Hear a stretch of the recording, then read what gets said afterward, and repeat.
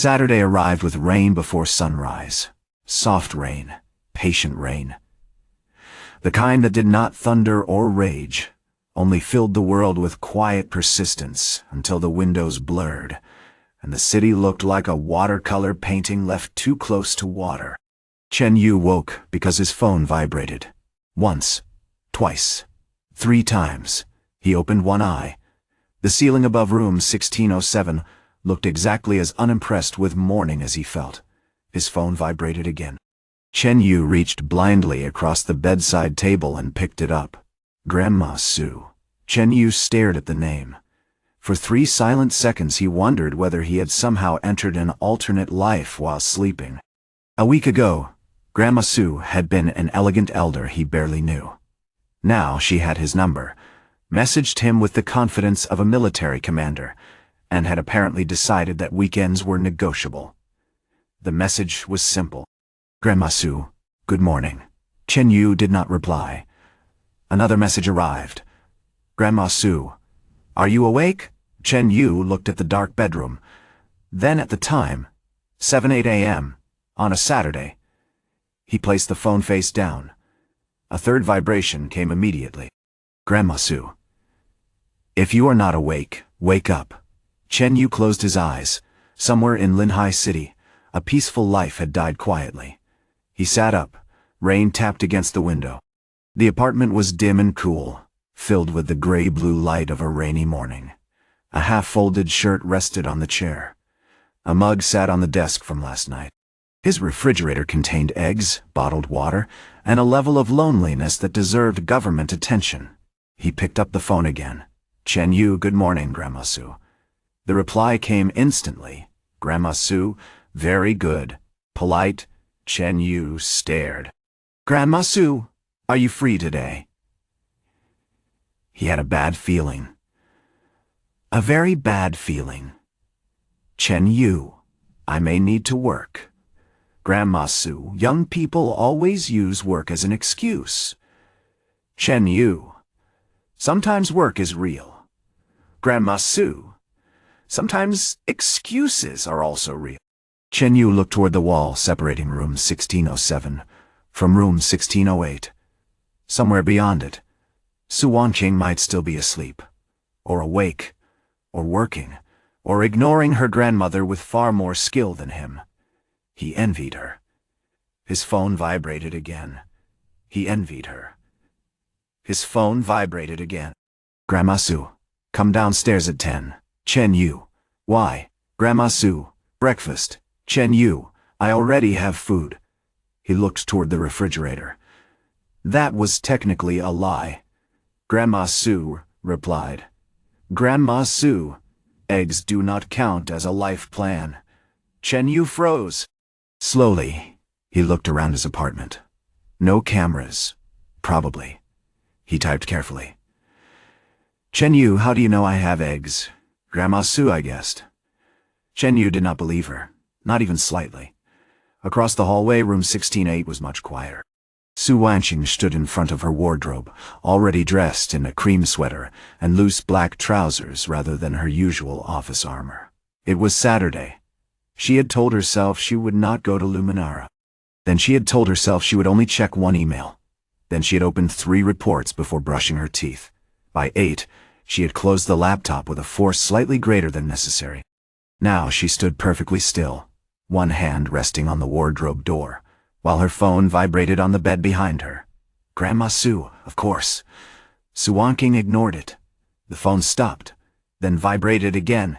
She ignored it again. A message arrived. Grandma Su, I invited Chen Yu for breakfast.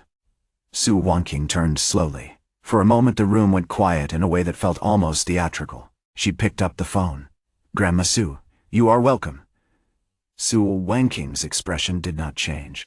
That was how anyone else would have known the situation was dangerous. She typed, Su Wanqing, do not disturb him. Grandma Su, I am feeding him. Su Wanqing, that is disturbing him. Grandma Su, he has eggs. Su Wanqing paused, then looked toward the wall. How did Grandma know that? Another message arrived. Grandma Su, come downstairs at 10. Su Wanqing, I have work. Grandma Su! No! Su Wanqing stared at the single word. No! Her grandmother had not argued, had not explained, had simply rejected her work schedule like a board proposal with poor formatting. Su Wanqing closed her eyes. The rain continued outside. Soft. Merciless. At 9:58, Chen Yu stepped out of room 16-7. He wore a dark gray sweater, black trousers, and the expression of a man walking toward a breakfast-shaped trap. At the exact same moment, room 1608 opened. Su Wanqing stepped out. Cream sweater, loose black trousers. Long black hair falling neatly over one shoulder. No blouse. No black skirt. No executive coat. She looked less like CEO Su and more like someone who might actually live in the apartment across from him. Chen Yu paused. Su Wanqing paused too. For a second, neither spoke. Then Chen Yu lifted his phone slightly. Grandma Su? Su Wanqing looked at his phone, then lifted hers. Grandma Su. They stood in the hallway, separated by 3 meters, both holding evidence of the same crime. Chen Yu sighed. She got you too. Unfortunately. Do we run? Su Wanqing looked toward the elevator. Then toward him. She would find us. Chen Yu considered this. True. The elevator arrived with a groan that sounded like it had already given up on all of them. They stepped inside. The doors closed. For once, the silence between them did not feel awkward. It felt like shared captivity. The elevator descended slowly. Chen Yu glanced at her. You don't usually dress like that. The moment the words left his mouth, he realized they sounded wrong. Su Wanqing turned her head. Her eyes were calm, dangerously calm. Chen Yu corrected himself immediately. It's Saturday. A pause. You look less like you're about to fire someone. Another pause. That was worse. Su Wanqing looked ahead. Yes. Chen Yu closed his eyes. Forget I said anything. Too late. Then pretend. I am not good at pretending. The sentence landed strangely, softly, more honestly than either expected. Chen Yu looked at her. Su Wanqing's expression remained composed, but her fingers tightened slightly around her phone. Before he could respond, the elevator doors opened. The lobby waited. So did Grandma Su. She stood near the mailboxes with Auntie Lu beside her. Uncle Wang sat behind the security desk, newspaper lifted far too high to be natural. The entire scene had the suspicious stillness of people pretending they had not been waiting. Chen Yu stopped walking. Su Wanqing stopped beside him. Auntie Lu smiled. Grandma Su smiled. Uncle Wang lowered his newspaper just enough to reveal his eyes. Chen Yu said quietly, "This feels planned." Su Wanqing replied, "It is." Grandma Su walked toward them with warmth, so perfect it became frightening. "Good. You're both here." Chen Yu looked at Su Wanqing. Su Wanqing looked at Grandma Su. "We were summoned," Chen Yu said. Grandma Su ignored the accusation. Naturally. Auntie Lu held up a small umbrella. "Rain is heavy. Breakfast shop is crowded today." "I already checked." Chen Yu looked at her. "You checked?" "I happened to pass by." Uncle Wang murmured from behind the newspaper. 3 times. Auntie Lu turned. "You count too much. You walk too obviously." Grandma Su clapped her hands once. "Good. Since the breakfast shop is crowded, we will eat upstairs." Su Wanqing's eyes sharpened. "Upstairs where?" Grandma Su smiled. "Your apartment." "No."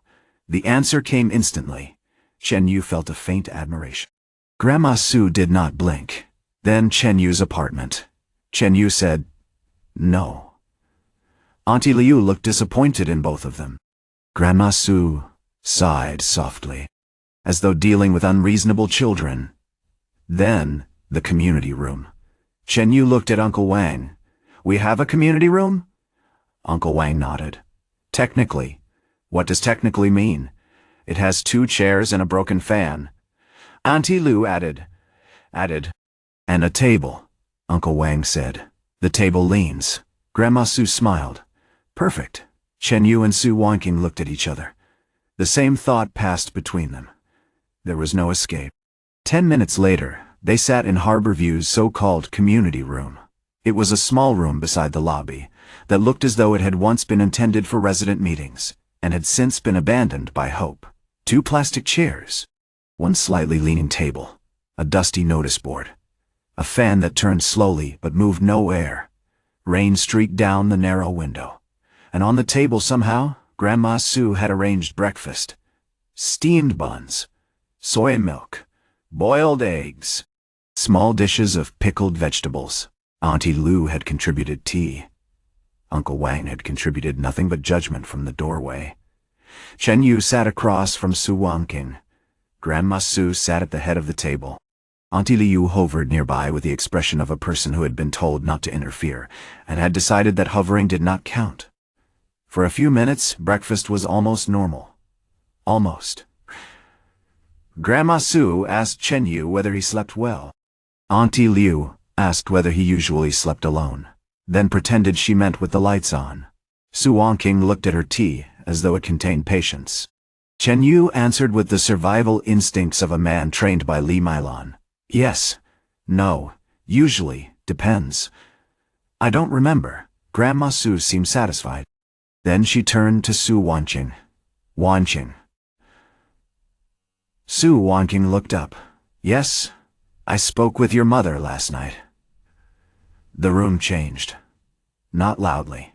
Not visibly to everyone. But Chen Yu noticed.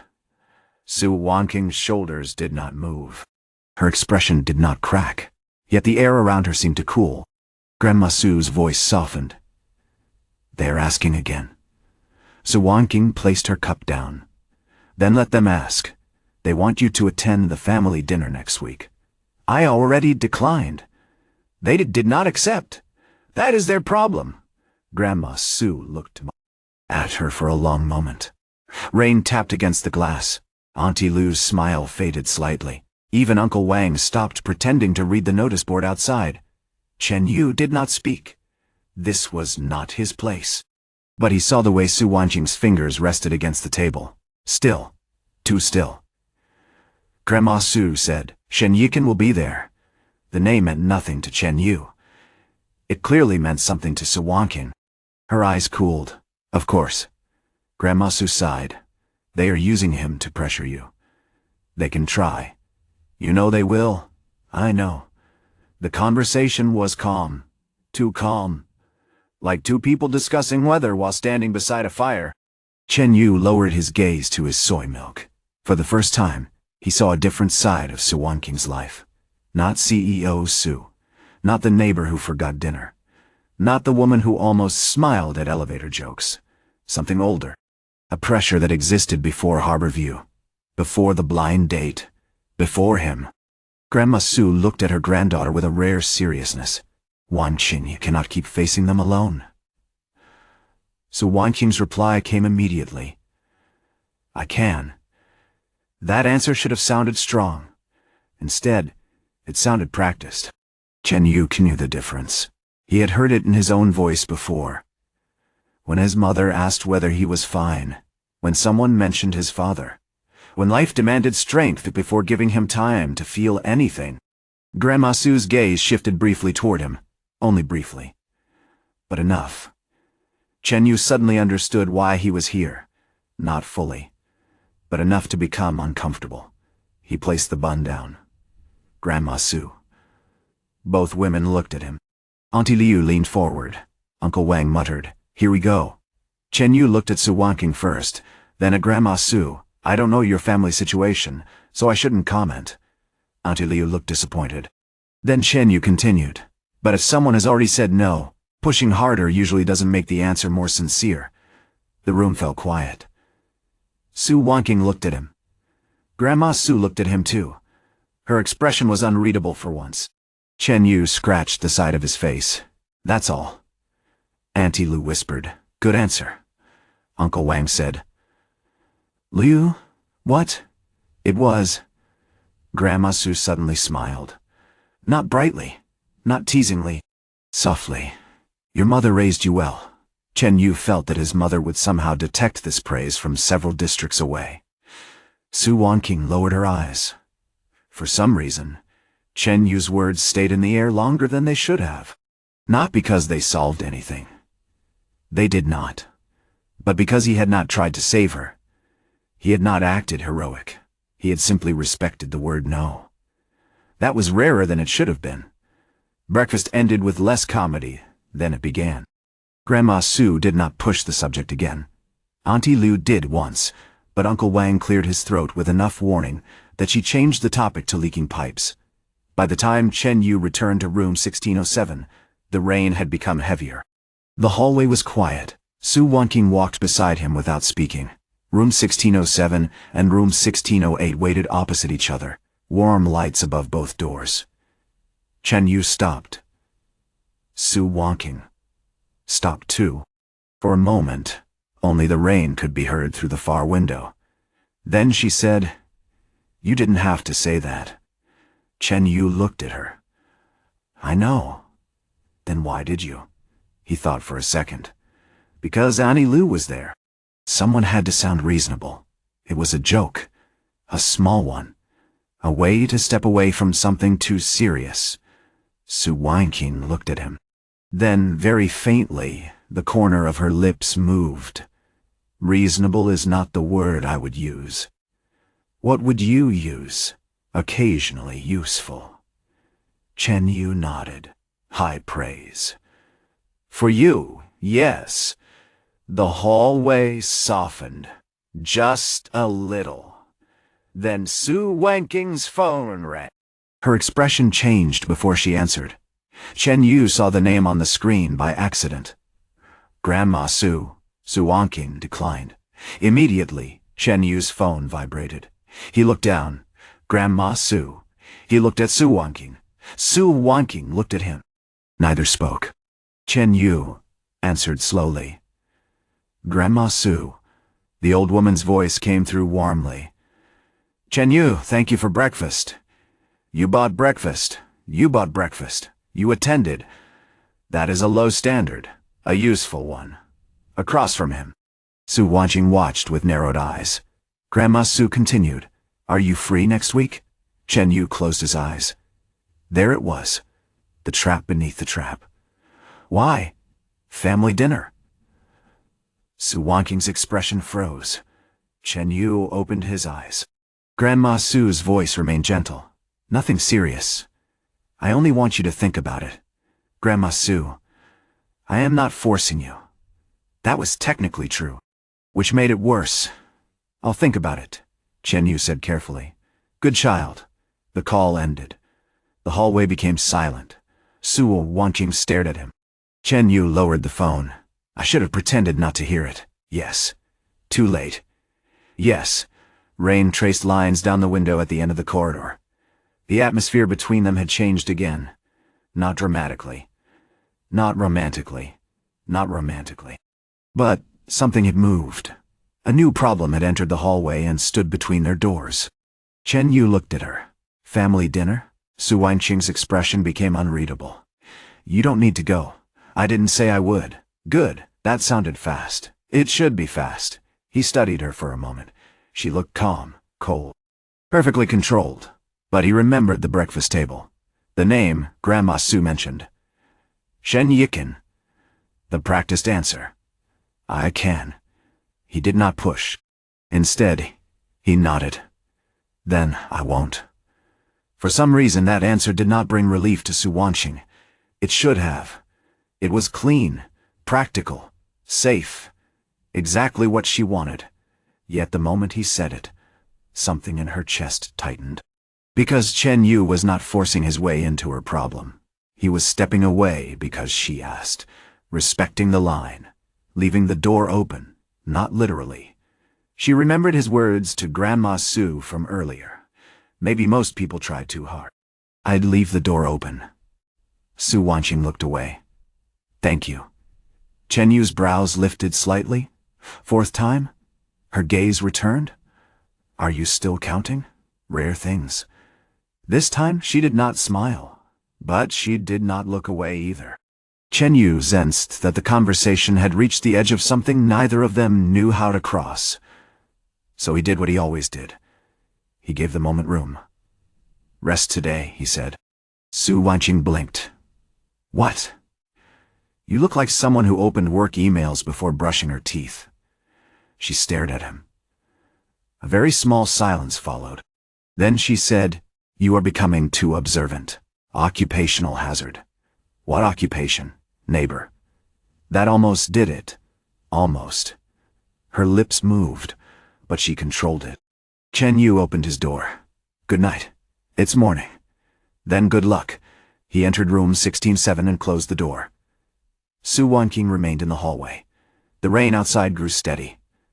Her phone rested in her hand. The family dinner waited next week. Shen Yiken waited. Grandma Su's plans waited. Chen Yu's refusal, simple and respectful, lingered far longer than it should have.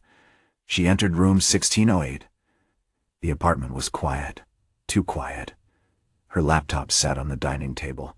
Unread reports waited. Meetings waited. Problems waited.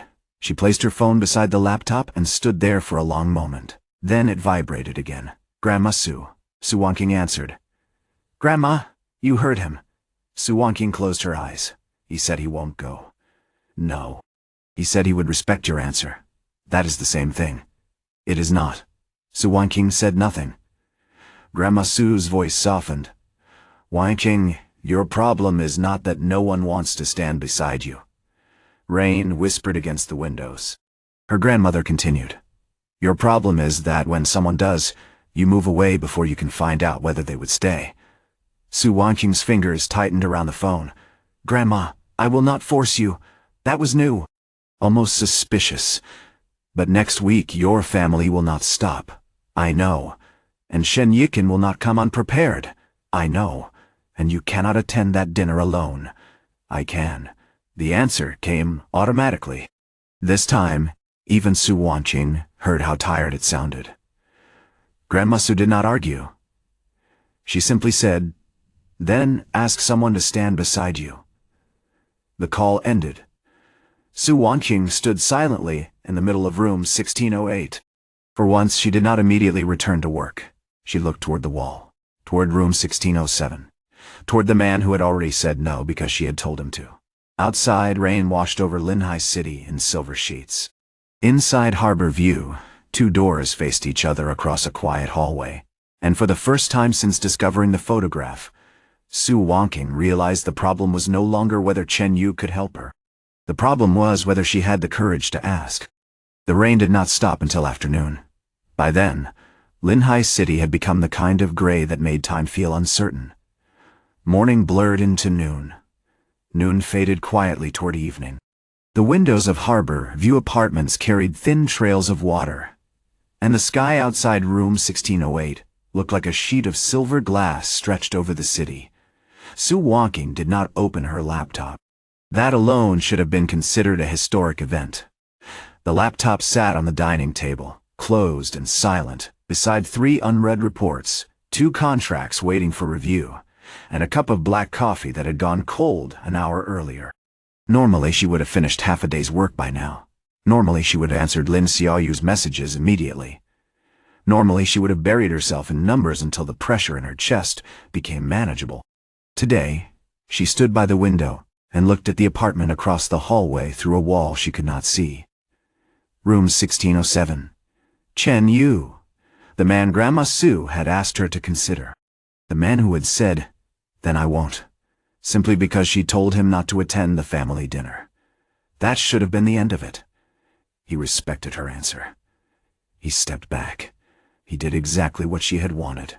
So why did it feel wrong? So why did it feel wrong? Su Wanqing lifted the coffee, took one sip, then remembered it was cold. She placed it back down. Her phone lay beside the laptop.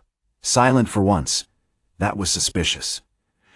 Grandma Su had not called again after their conversation. No messages. No reminders. No do not scare him away. No ask him properly. No remember to smile. Nothing. Silence from Grandma Sue was never peace. It was preparation. Su Wanqing knew this better than anyone. Still, the silence gave her too much room to think. Family dinner. Shen Yiken, the Yasu family. Questions disguised as concern. Advice sharpened into judgment. Smiles that measured value. Conversations that always returned to marriage, alliance, reputation, and responsibility. She had faced them before. She could face them again. That was what she told herself. Yet every time the thought formed, Chen Yu's voice returned. If someone has already said no, pushing harder usually doesn't make the answer more sincere. Simple words, almost careless. Yet they had struck harder than any lecture. Because he had understood the shape of the problem without knowing the details. Because he had not asked what Shen Yiken meant. Because he had not tried to step into her life like a hero. Because when she told him not to go, he had listened. That was the problem. People who did not listen were easy to reject. People who listened were far more dangerous. At 5:30, her phone finally vibrated. Lin Xiaoyu. Su Wanqing answered. Speak. President Su, sorry to disturb you on the weekend. Then don't. There was a brief silence on the other end. Lin Xiaoyu had worked under her long enough to understand that this was not a joke. Or perhaps it was. With President Su, sometimes the difference depended on survival instinct. It's about the family dinner invitation. The formal notice arrived at your office email. Su Wanqing's gaze cooled. They sent it to Luminara? Yes. Forward it. Already done. The phone buzzed. Su Wanqing opened the email. The invitation was elegant, polite, cold, exactly as expected. The Yasu family dinner would be held next Friday evening at the Yunhai Pavilion. Main family members attending. Several business guests invited. Shen Yiken listed among them. At the bottom, in perfectly formal wording, there was one sentence that made Su Wanqing's fingers pause. Family members may bring companions. A companion, not a guest, not an assistant, not a friend, a companion. The kind of word elders used when they wanted a conclusion without saying it aloud. Lin Xiaoyu's voice came carefully through the phone. President Su? Su Wanqing closed the email. Cancel my Friday evening schedule. You're attending, apparently. Should I prepare anything? No. A pause. Then, Lin Xiaoyu said even more carefully, will you be going alone? Su Wanqing did not answer immediately. Outside the window, rainwater slid down the glass in slow, crooked lines. No, she said. The word surprised even herself. Lin Xiaoyu went silent. Then, very quietly, understood. The call ended. Su Wanqing remained by the window.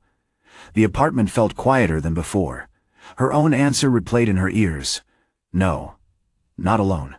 She closed her eyes, then opened them again. The decision had not fully formed yet, but its shadow had already crossed the room.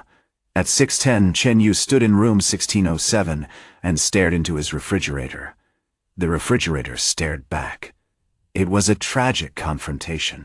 Inside were eggs, bottled water, half a cucumber, 2 lonely tomatoes, and a container of leftover rice that looked like it had given up on its future. Chen Yu closed the door, opened it again. Still no miracle. He sighed. Disappointing. His phone vibrated. Li Mailan. He looked at the screen with the exhaustion of a soldier recognizing enemy drums. Then answered, Mom. Have you eaten? No. Silence. Dangerous silence. Chen Yu looked at the refrigerator. I was about to. What are you eating? Rice. What else? Egg. What else? Air. Chen Yu. He leaned against the counter. Mom, it's raining. I'm not going out. Then cook properly. I am. You have vegetables? Tomato.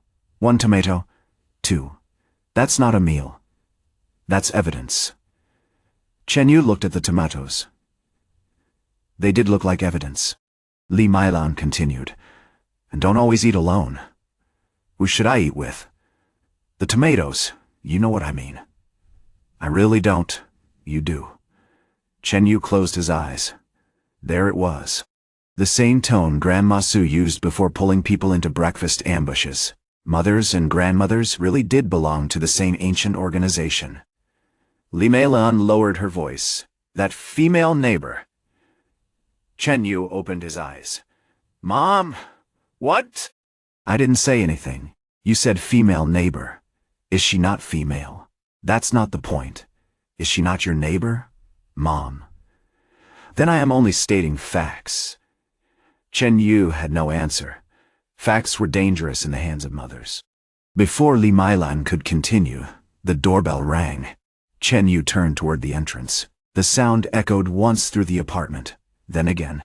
Li Meilan immediately became alert. Who is that? No one. How can a doorbell be no one? I mean, I don't know yet. Open it. Why are you commanding from another city? Open it. Chen Yu sighed and walked toward the door with the phone still in his hand. When he opened it, Su Wanqing stood outside. For half a second, he forgot his mother was still on the call. Su Wanqing wore the same cream sweater and loose black trousers from the morning, but her hair was now tied loosely behind her shoulders. She held a folder in one hand and her phone in the other. Her expression was calm. Too calm. That usually meant something had gone wrong. Chen Yu looked at her. Su Wanqing looked at him. Li Meilan's voice exploded from the phone. Chen Yu! Who is it? The hallway became very quiet. Su Wanqing's gaze moved to the phone. Chen Yu slowly lifted it. My mother. Su Wanqing's expression did not change, but something in her eyes shifted. A faint understanding, a faint warning, a faint amusement. Li Meilan's voice came again. Is it the female neighbor? Chen Yu looked at the ceiling. The universe had timing issues. Su Wanqing said calmly, Good evening, Auntie. Chen Yu froze. The phone went silent. Then Li Meilan's voice changed completely. Oh, good evening, good evening. Sorry, I disturbed you? Chen Yu stared at the phone. This woman had never apologized for disturbing him in his entire life. Su Wanqing's tone remained composed. Not at all. Have you eaten? Chen Yu closed his eyes. Su Wanqing glanced at him, then said, Not yet. Li Meilan gasped softly. Chen Yu, why are you standing there? Invite her in. It's raining. Chen Yu lowered the phone and looked at Su Wanqing. Su Wanqing looked back. For one brief second, both seemed to realize they had stepped into a trap neither had prepared. Chen Yu said into the phone, Mom, I have something to discuss. Discuss while eating. I'll call you later. Don't forget to eat. I won't. And don't let Miss Su go hungry. Chen Yu ended the call before his mother could adopt another adult child through the phone. Silence returned. Rain sounded softly from the far window in the hallway. Su Wanqing looked toward his apartment. Bad time? Chen Yu glanced behind him at the tragic refrigerator situation. Depends on your definition of bad. I need to talk to you. The sentence was simple, but it carried weight. Chen Yu stepped aside. Come in. Su Wanqing entered room 1607 for the first time. The apartment was simple, warm, unpretentious. A dark sofa, a small dining table, a few books stacked near the window, a mug on the desk, a half-folded shirt over the chair. Not messy, not staged. Lived in. The air carried a faint scent of coffee, rain, and something clean. For a moment Su Wanqing stood near the entrance without moving. She had seen luxury apartments worth more than entire office floors. She had sat in private lounges designed to impress people who pretended not to be impressed. But room 1607 felt different. It did not try to prove anything. That alone made it strangely comfortable. Chen Yu closed the door behind her. Water? No, thank you. Coffee? She looked at him. You have coffee? Instant. No, thank you. Wise choice. The corner of her lips moved faintly, but the expression disappeared before becoming a smile. Chen Yu noticed. He did not mention it. He gestured toward the sofa. Sit. Su Wanqing sat with controlled posture, folder resting on her lap. Chen Yu sat opposite her at the small table rather than beside her, leaving enough space for the conversation to breathe. That small detail made her grip on the folder loosen slightly. He did not rush. He simply waited. Rain whispered against the window. The city outside grew darker. Finally, Su Wanqing placed the folder on the table. I have a problem. Chen Yu looked at the folder, then at her. Family dinner? Her eyes lifted. Grandma told you? No. Then how did you know? You looked like someone about to ask for something she hates needing. Su Wanqing said nothing. Chen Yu added, Also, Grandma Su called me earlier about it. Of course she did. She said I should think about it. You don't need to. I know. The answer came easily. Too easily. Su Wanqing looked down at the folder. For a moment, the polished words she had prepared suddenly felt useless. She had negotiated contracts worth millions. She had convinced investors who wanted guarantees no one could give. She had faced people who demanded answers to questions they had no right to ask. Yet asking one neighbor for help felt strangely impossible. Chen Yu did not interrupt. That made it worse, and better. She opened a folder. Inside was a printed invitation, a schedule, and a page of notes written in her neat handwriting. No relationship contract yet, not fully. Just the shape of one. I need someone to attend the dinner with me. Chen Yu looked at the papers. Then back at her. As a guest? Su Wanqing's fingers stilled. No. The rain grew louder against the glass. Chen Yu waited. Su Wanqing's voice remained steady. As my boyfriend. Silence. Not dramatic silence. Not the kind that arrived with music and thunder. Just ordinary apartment silence. A refrigerator humming faintly. Rain outside. Someone upstairs moving a chair. Chen Yu blinked once.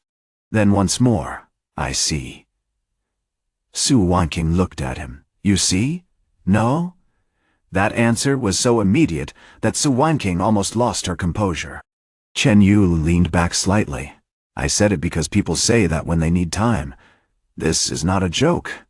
I know. Then why are you reacting like that? Because my neighbor just entered my apartment during a rainy evening and asked me to attend a family dinner as her boyfriend. A pause. I think this reaction is very controlled. Su Wanqing had no argument. He was right. If anything, he was handling it too calmly. Chen Yu looked at the folder again. Why me? That was the question. The one she had expected. The one she still did not want to answer.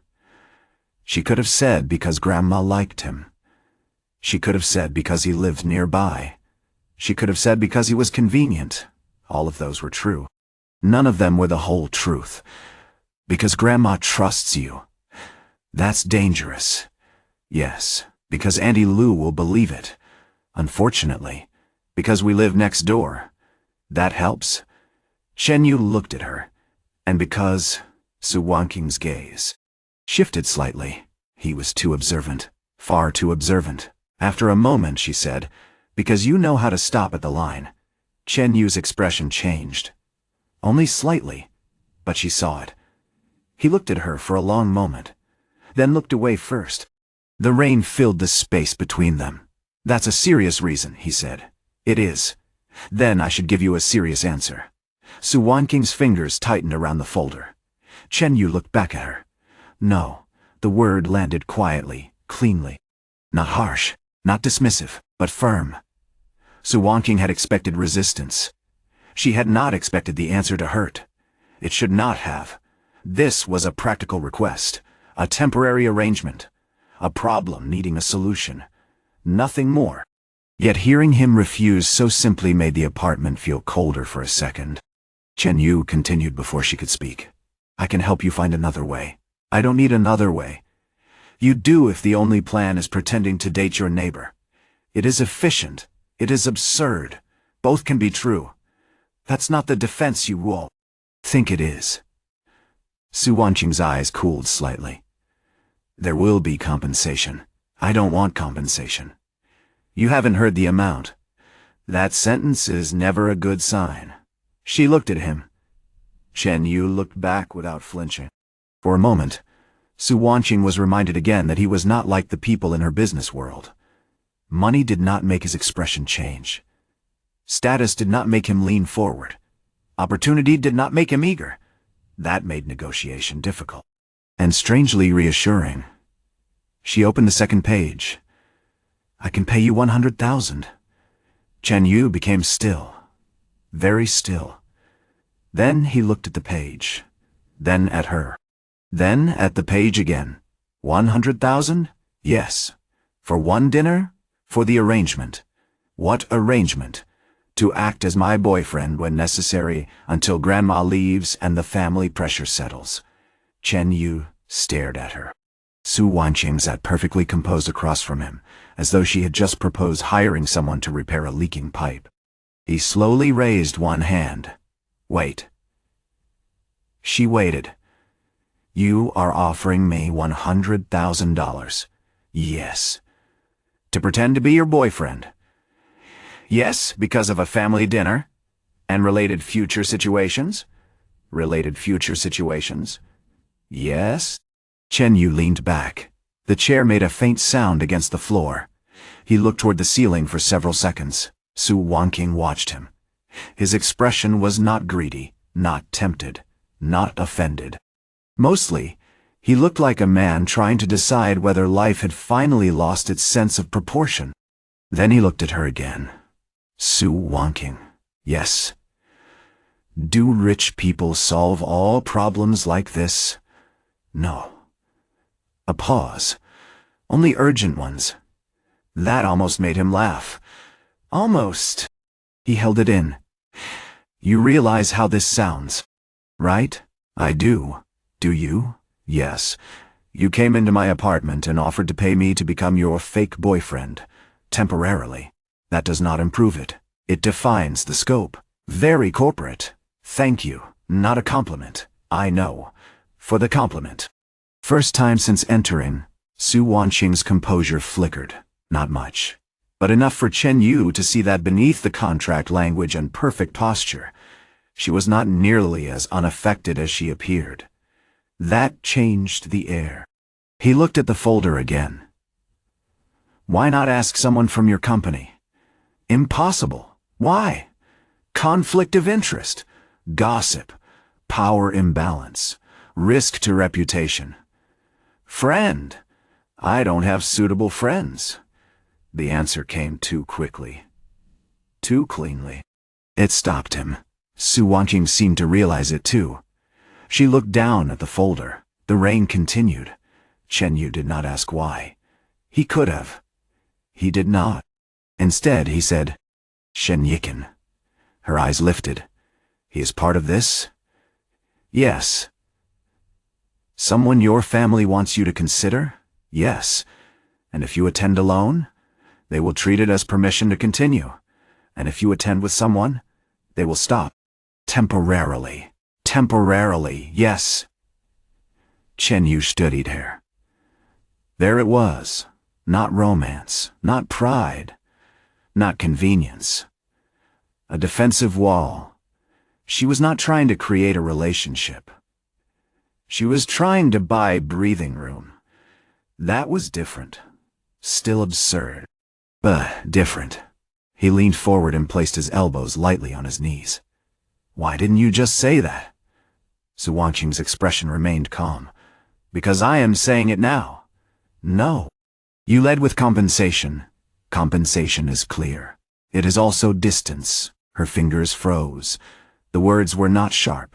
That made them harder to avoid. Chen Yu's voice stayed steady. You don't like owing people. Su Wanqing did not answer. You don't like asking for help. Still no answer. So you turned it into a transaction.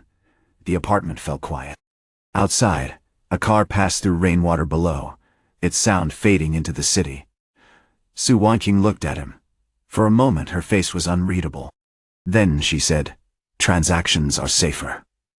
Chen Yu held her gaze. Are they? The question had no accusation in it. That made it worse. Su Wanqing looked away first. Across from her, Chen Yu sighed. Not impatiently. Not angrily. Just tired. The kind of tired that came from understanding too much. I can't accept money for this. Her eyes returned. Why? Because if I help, it's not because you bought me. I am not buying you. That's exactly what $100,000 sounds like. It is compensation for your time, risk, and inconvenience. Still sounds like buying. She pressed her lips together. Chen Yu continued. Also, my mother would somehow find out and kill me. Despite herself, Su Wanqing almost smiled. He noticed. That softened him. Only a little, but, he said. Her gaze sharpened. I can consider helping. The words were careful. Not acceptance, not refusal. A door left open. Su Wanqing knew that kind of door now. Her voice lowered slightly. Under what condition? No money. Impossible. It is very possible. I won't let you take on my family problem for free. Then don't call it taking on your problem. What should I call it? Helping a neighbor. She stared at him. Helping a neighbor. Such a simple phrase. Too simple for a problem that had years of pressure behind it. Too simple for a family dinner designed like a battlefield. Too simple for Shen Yiken, Grandma Su, Auntie Liu, Li Mailan, and the strange growing tension between two opposite apartment doors. And yet, because it was simple, it made her chest tighten. Chen Yu added, if you insist on money, ask someone else. Su Wanqing looked at him for a long time. You're serious? Very. Do you know how unreasonable you are? I've been told. By whom? My mother? By whom? My mother. Usually before asking if I've eaten. This time Su Wanqing did smile. Small, brief, but real enough. Chen Yu saw it and looked away first, giving her the courtesy of pretending he had not. The rain softened outside. The apartment felt warmer than before. Su Wanqing closed the folder slowly. If there is no money, then we need rules. Chen Yu looked back. We? You said you would consider helping. Consider.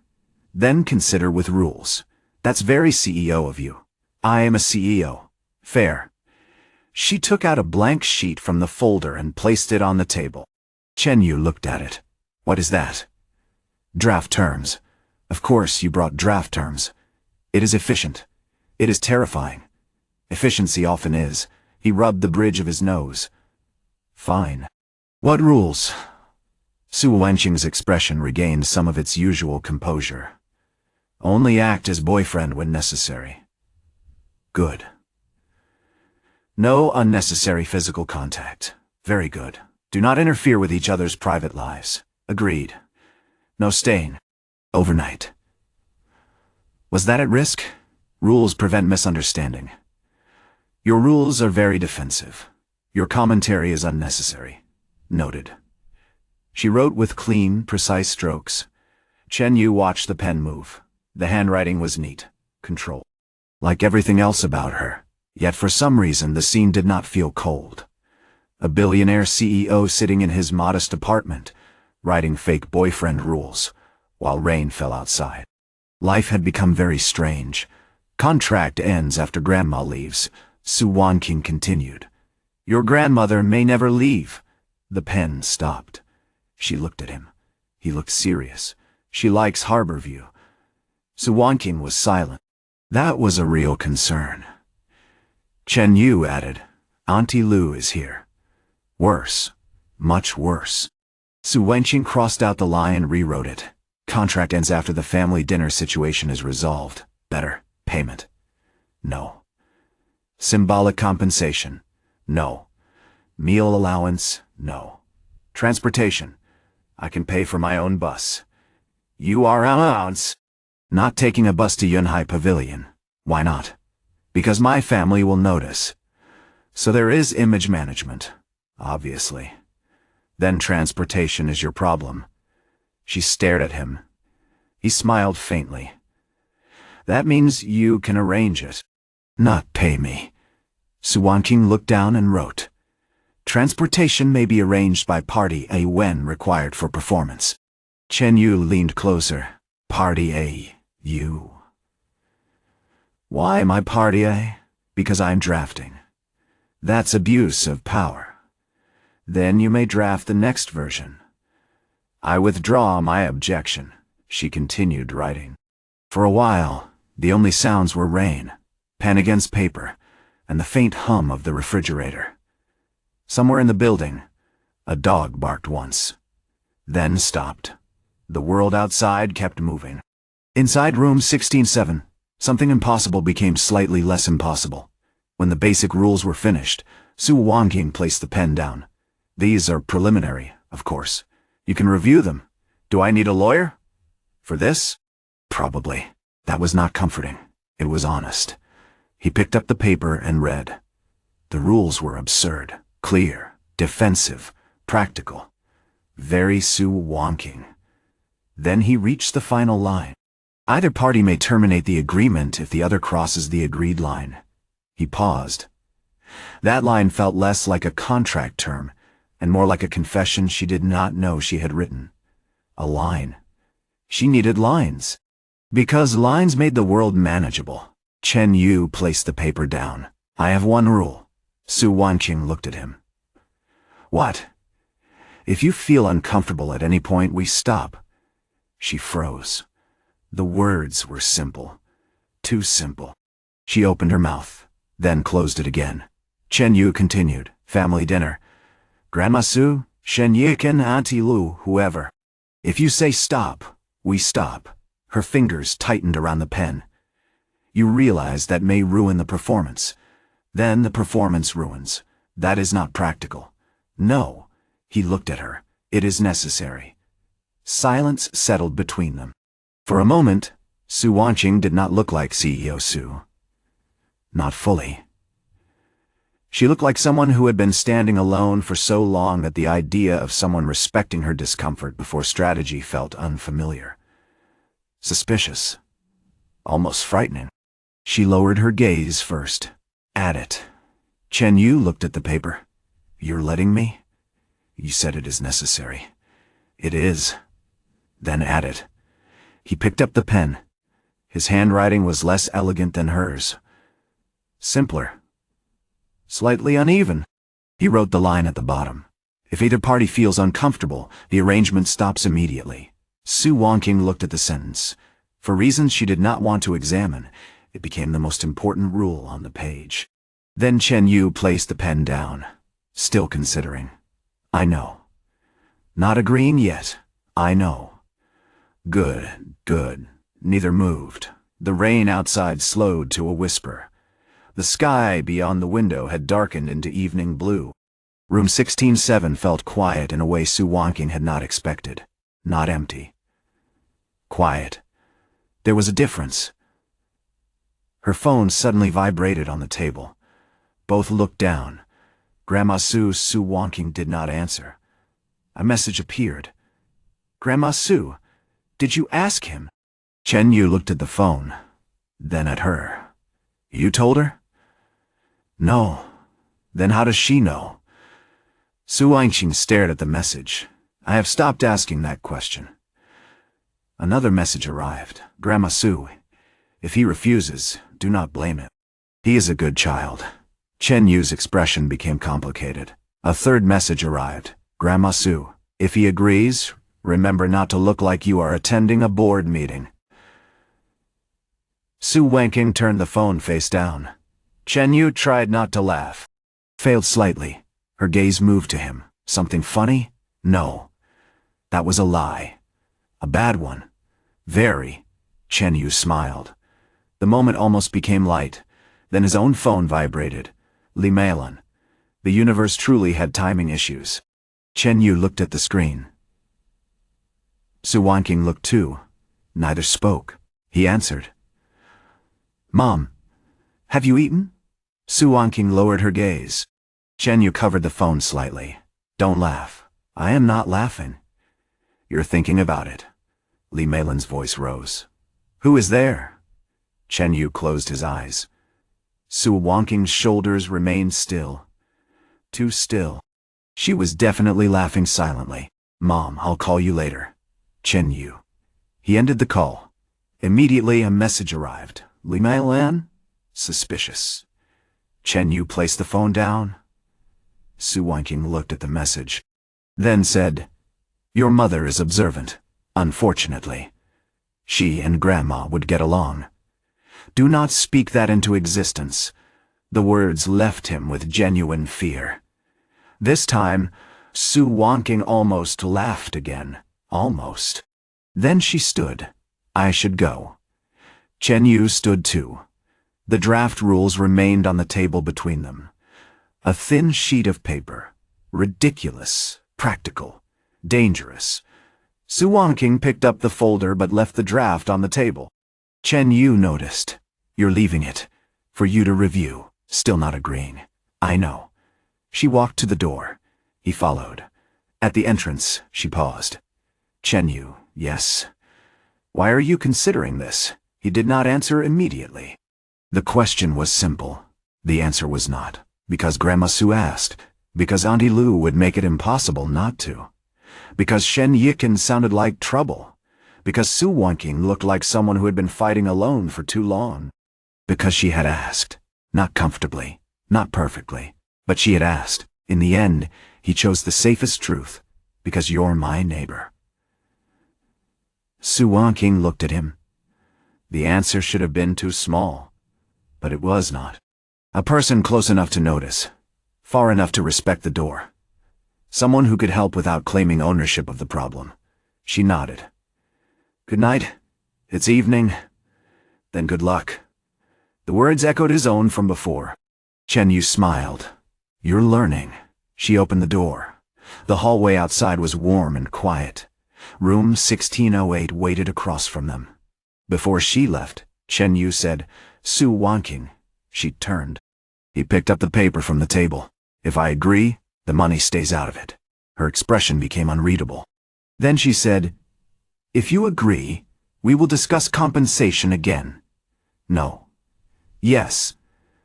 This negotiation is not over, obviously. For the first time, the disagreement did not feel cold. It felt almost familiar. She stepped into the hallway. The door closed softly behind her.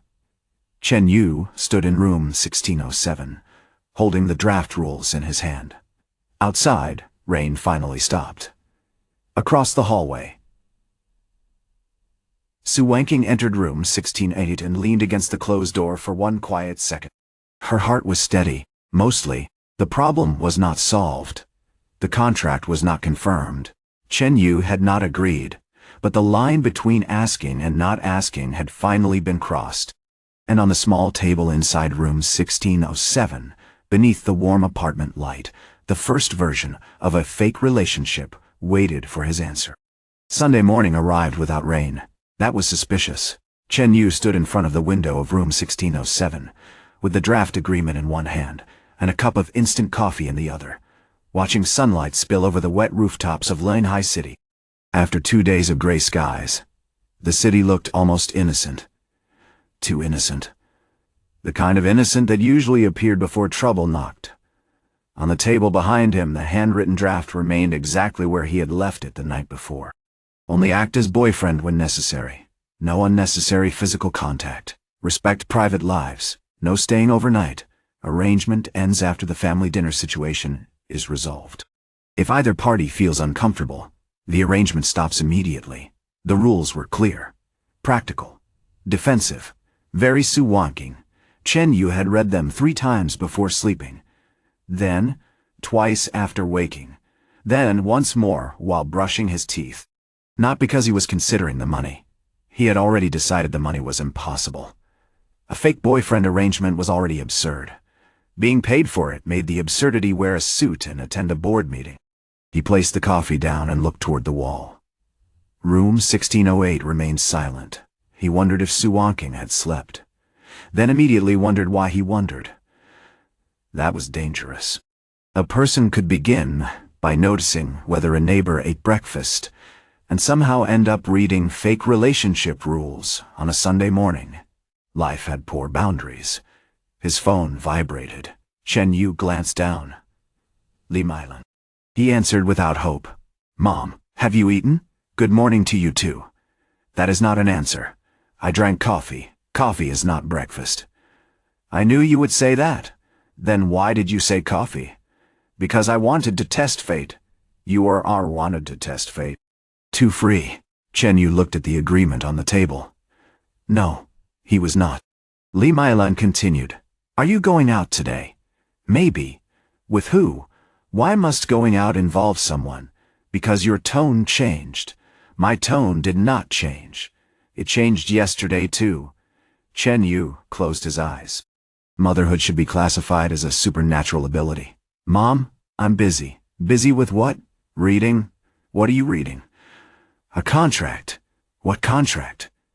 He looked at the paper. Something unreasonable. Work. No. Then? Goodbye? Goodbye. Mom. Chen Yu.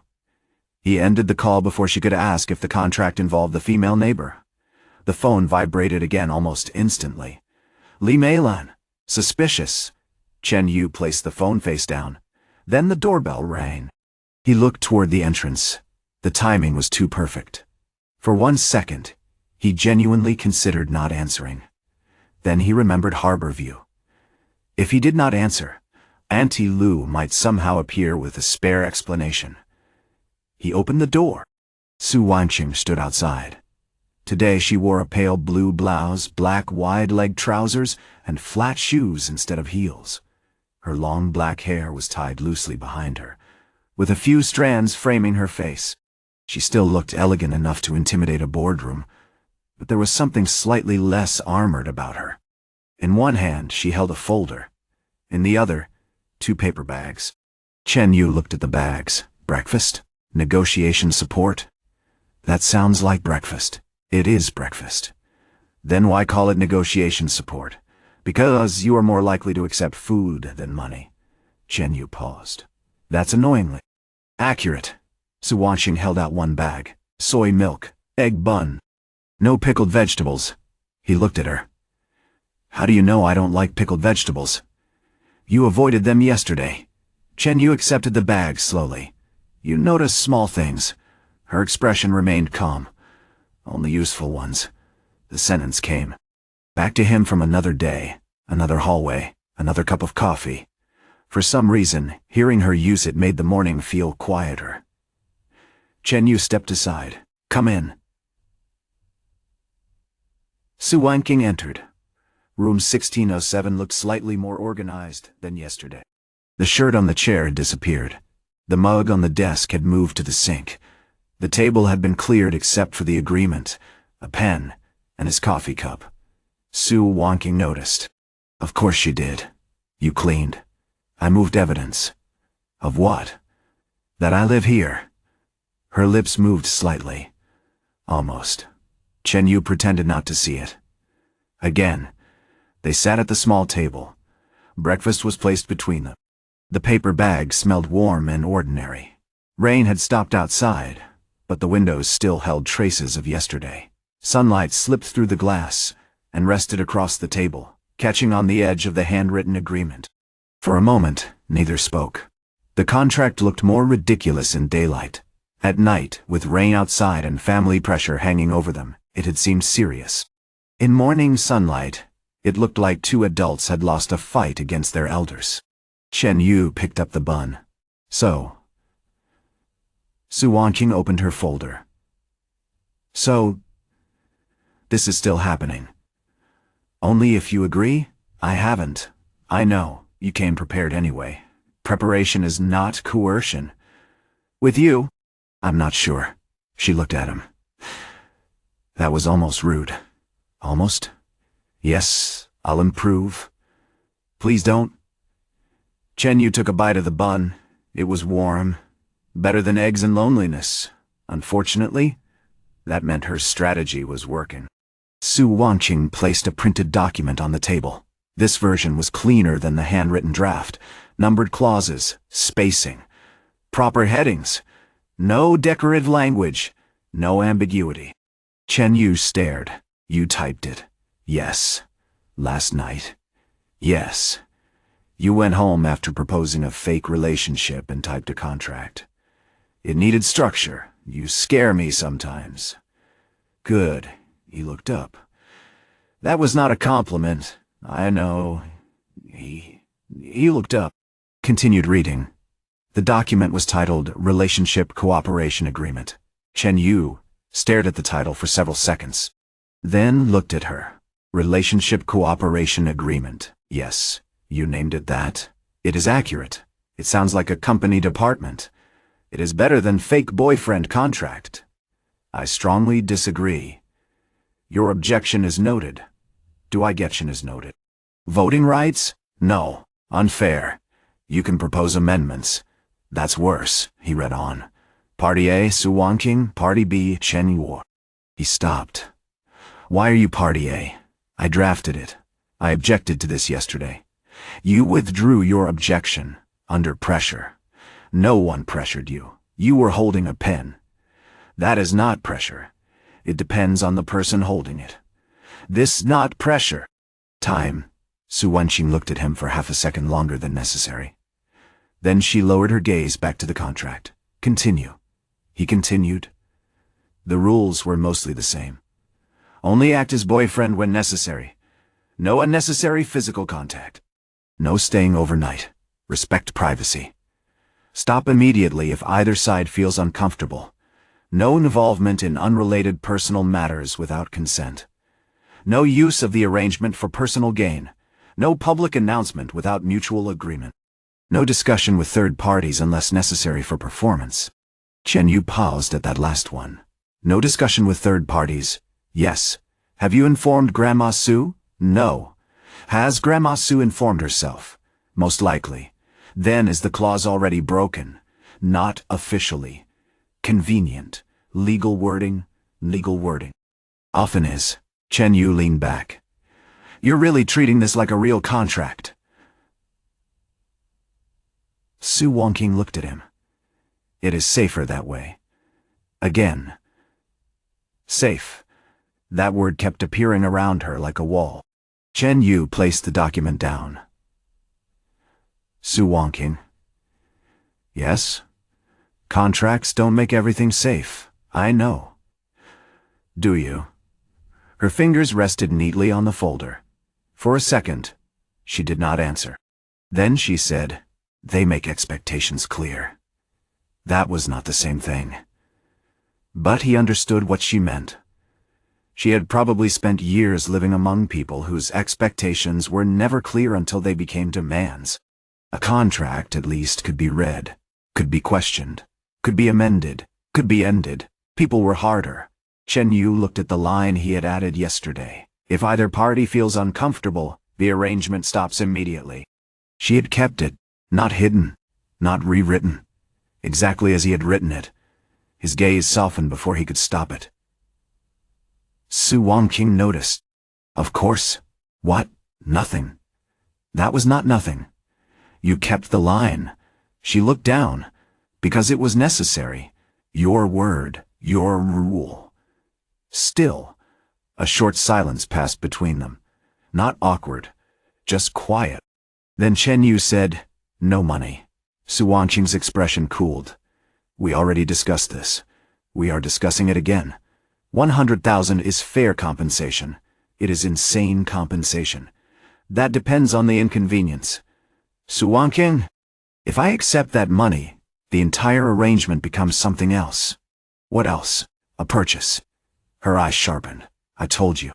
I am not buying you. And I believe that you don't mean it that way. Then why refuse? Because intention is not the only thing that matters. That made her pause. Chen Yu leaned forward slightly. If I stand beside you at that dinner, I need to be able to do it without thinking about whether every word I say costs a certain amount. Su Wanqing did not speak. If I tell someone no, it should be because I mean it. If I help you leave early, it should be because you want to. If I act like your boyfriend even badly, it shouldn't be, because I am calculating how much embarrassment is worth. The sunlight shifted slowly across the table. Outside, somewhere below, a car horn sounded faintly. Su Wanqing looked at him. For once, The coldness in her eyes was not defensive. It was still there. But quieter. You are very stubborn. I've been told. By your mother. Repeatedly. She is correct. Usually. A hint of amusement brushed the edge of her expression, then vanished. She took out another page. Then alternative compensation. Chen Yu immediately became wary. What kind? Meal reimbursement. No. Transportation. Only if image management requires it. I wrote that. Good. Clothing allowance. Chen Yu. You. Froze. What? You cannot attend Yunhai Pavilion in a sweater. I own shirts. Suitable shirts? Define suitable. That answers the question. He looked offended. My shirts are fine. For normal life. I live normal life. For a Su family. Dinner. I already dislike this dinner. Su Wanqing looked at him seriously. Good. That means your instincts are working. He stared at her, then laughed. A quiet laugh escaped before he could hold it back. Su Wanqing looked down at the document, but the corner of her lips moved slightly. Progress. Small. Dangerous. They spent the next 30 minutes negotiating. Or rather, Su Wanqing attempted to negotiate while Chen Yu attempted to prevent the arrangement from becoming a corporate acquisition. Clothing allowance became clothing selection. Transportation became shared arrival when required. Food reimbursement became if the event prevents normal meals. Su Wanqing may arrange food. Chen Yu objected to the phrase may arrange food. Su Wanqing refused to remove it. Chen Yu objected to performance obligations. Su Wanqing replaced it with situational cooperation. Chen Yu said that sounded like a government document. She ignored him. By the time they finished, the contract had more notes than clauses. Chen Yu looked at the page. This looks worse now. It is more complete. It looks like we argued with a printer. Because you objected to everything. Because you wrote everything like a hostage agreement. It is an agreement. The hostage part is implied. Su Wanqing set the pen down. Do you agree or not? The question came suddenly, cleanly. It cut through the comedy. Chen Yu looked at her. The room quieted. The breakfast had gone cold. Sunlight had moved from the table to the floor. The city outside had begun to brighten after rain. Across from him, Su Wanqing sat with perfect posture and controlled expression. But he'd spent enough time around her now to see the strain beneath it. She was waiting. Not patiently. Not really. Just quietly. There was a difference. Chen Yu looked down at the agreement. Family dinner. Shen Yiken. Grandma Su. Auntie Liu. Li Mailan. $100,000 removed from the arrangement, but still somehow haunting the air. This was a terrible idea. A very terrible idea. The kind of idea that entered life, wearing formal shoes and carrying future complications. He should refuse. A normal person would refuse. Then again, a normal person would not have become involved with a CEO neighbor, a matchmaking grandmother, and a rumor network disguised as apartment residence. He picked up the pen. Su Wanqing's fingers stilled. Chen Yu did not sign. Not yet. Instead, he added one more line. No lying about feelings that do not need to be lied about. Su Wanqing stared at the sentence. What does that mean? It means we fake the label. Not everything else. Clarify. If someone asks whether I care if you eat, I won't pretend I don't. Her breath caught almost invisibly. Chen Yu kept his gaze on the paper. If someone asks whether I respect you, I won't lie. He paused. But I also won't say things I don't mean just because it helps the performance. The room became very still. Su Wanqing looked at the handwritten line. Fake the label, not everything else. It was not clean language, not legal, not precise. But somehow it felt more important than most clauses she had ever signed. She lowered her eyes. That may make the performance less convincing. Then your family has strange standards. They do. Then they can suffer. Su Wanqing looked up. The answer was so calm that it almost sounded ordinary. But for some reason it made her want to look away. She did not. Instead, she said, "Add another rule." Chen Yu handed her the pen. She wrote beneath his line, "No emotional promises outside agreed boundaries." Chen Yu read it, then nodded. Fair. They looked at the page together. 2 handwritten rules, his and hers, side by side. Imperfect, defensive, honest. Su Wanqing said, "This is becoming complicated. It was complicated when you brought a contract into my apartment. You invited me in. You brought breakfast. You accepted it, under hunger. Still accepted." He looked at her. She looked back. For a moment, the absurdity of it all settled between them. Then both looked away at almost the same time. At last, Chen Yu signed. Not with dramatic weight. Not with romantic destiny. Just a name. Chen Yu. Simple. Black ink on paper.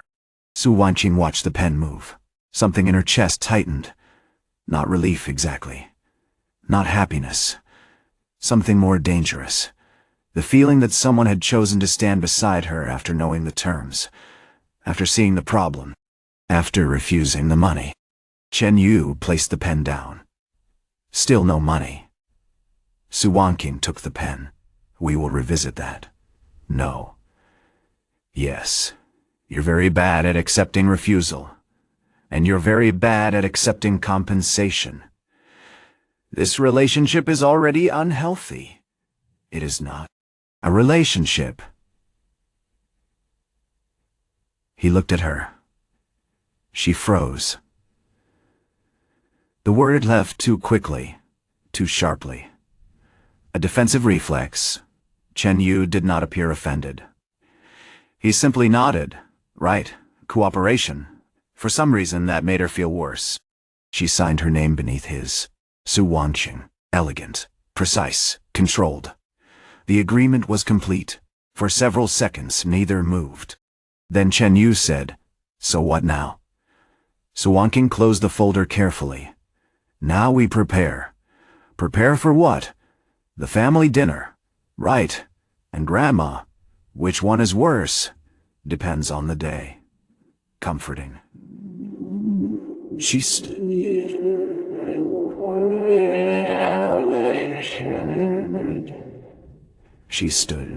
Chen Yu stood as well. "First rule of preparation," she said.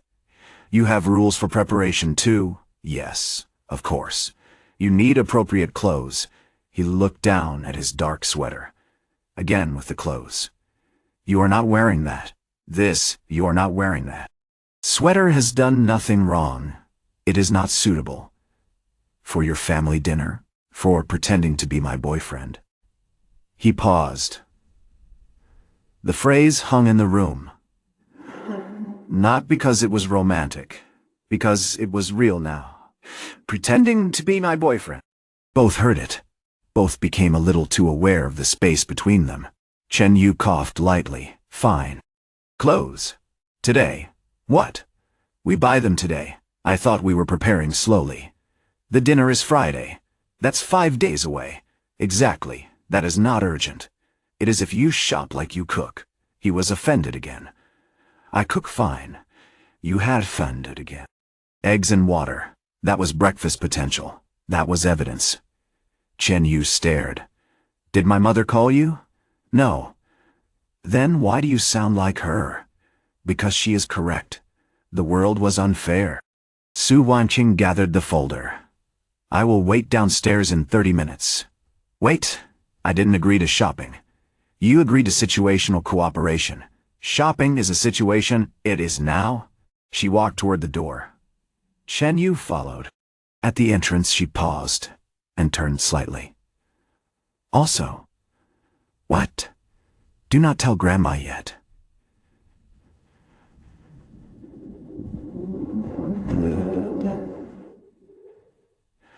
"She probably already knows." "Do not confirm it. That sounds difficult. Try." She opened the door. The hallway outside was warm and quiet. Unfortunately, Auntie Lu stood 3 steps away holding a grocery bag. The 3 of them froze. Auntie Lu looked at Su Wanqing, then at Chen Yu, then at the folder in Su Wanqing's hand, then at the apartment door behind her. Her eyes widened slowly, joyfully. Chen Yu closed his eyes. "No," Auntie Lu smiled. "I didn't say anything. You were about to. I was breathing. With intent." Su Wanqing's expression returned to perfect coldness. "Auntie Lu. Miss Su." Auntie Lu looked far too innocent. "Going out?" "No," Chen Yu said. "Yes," Su Wanqing said at the same time. Silence.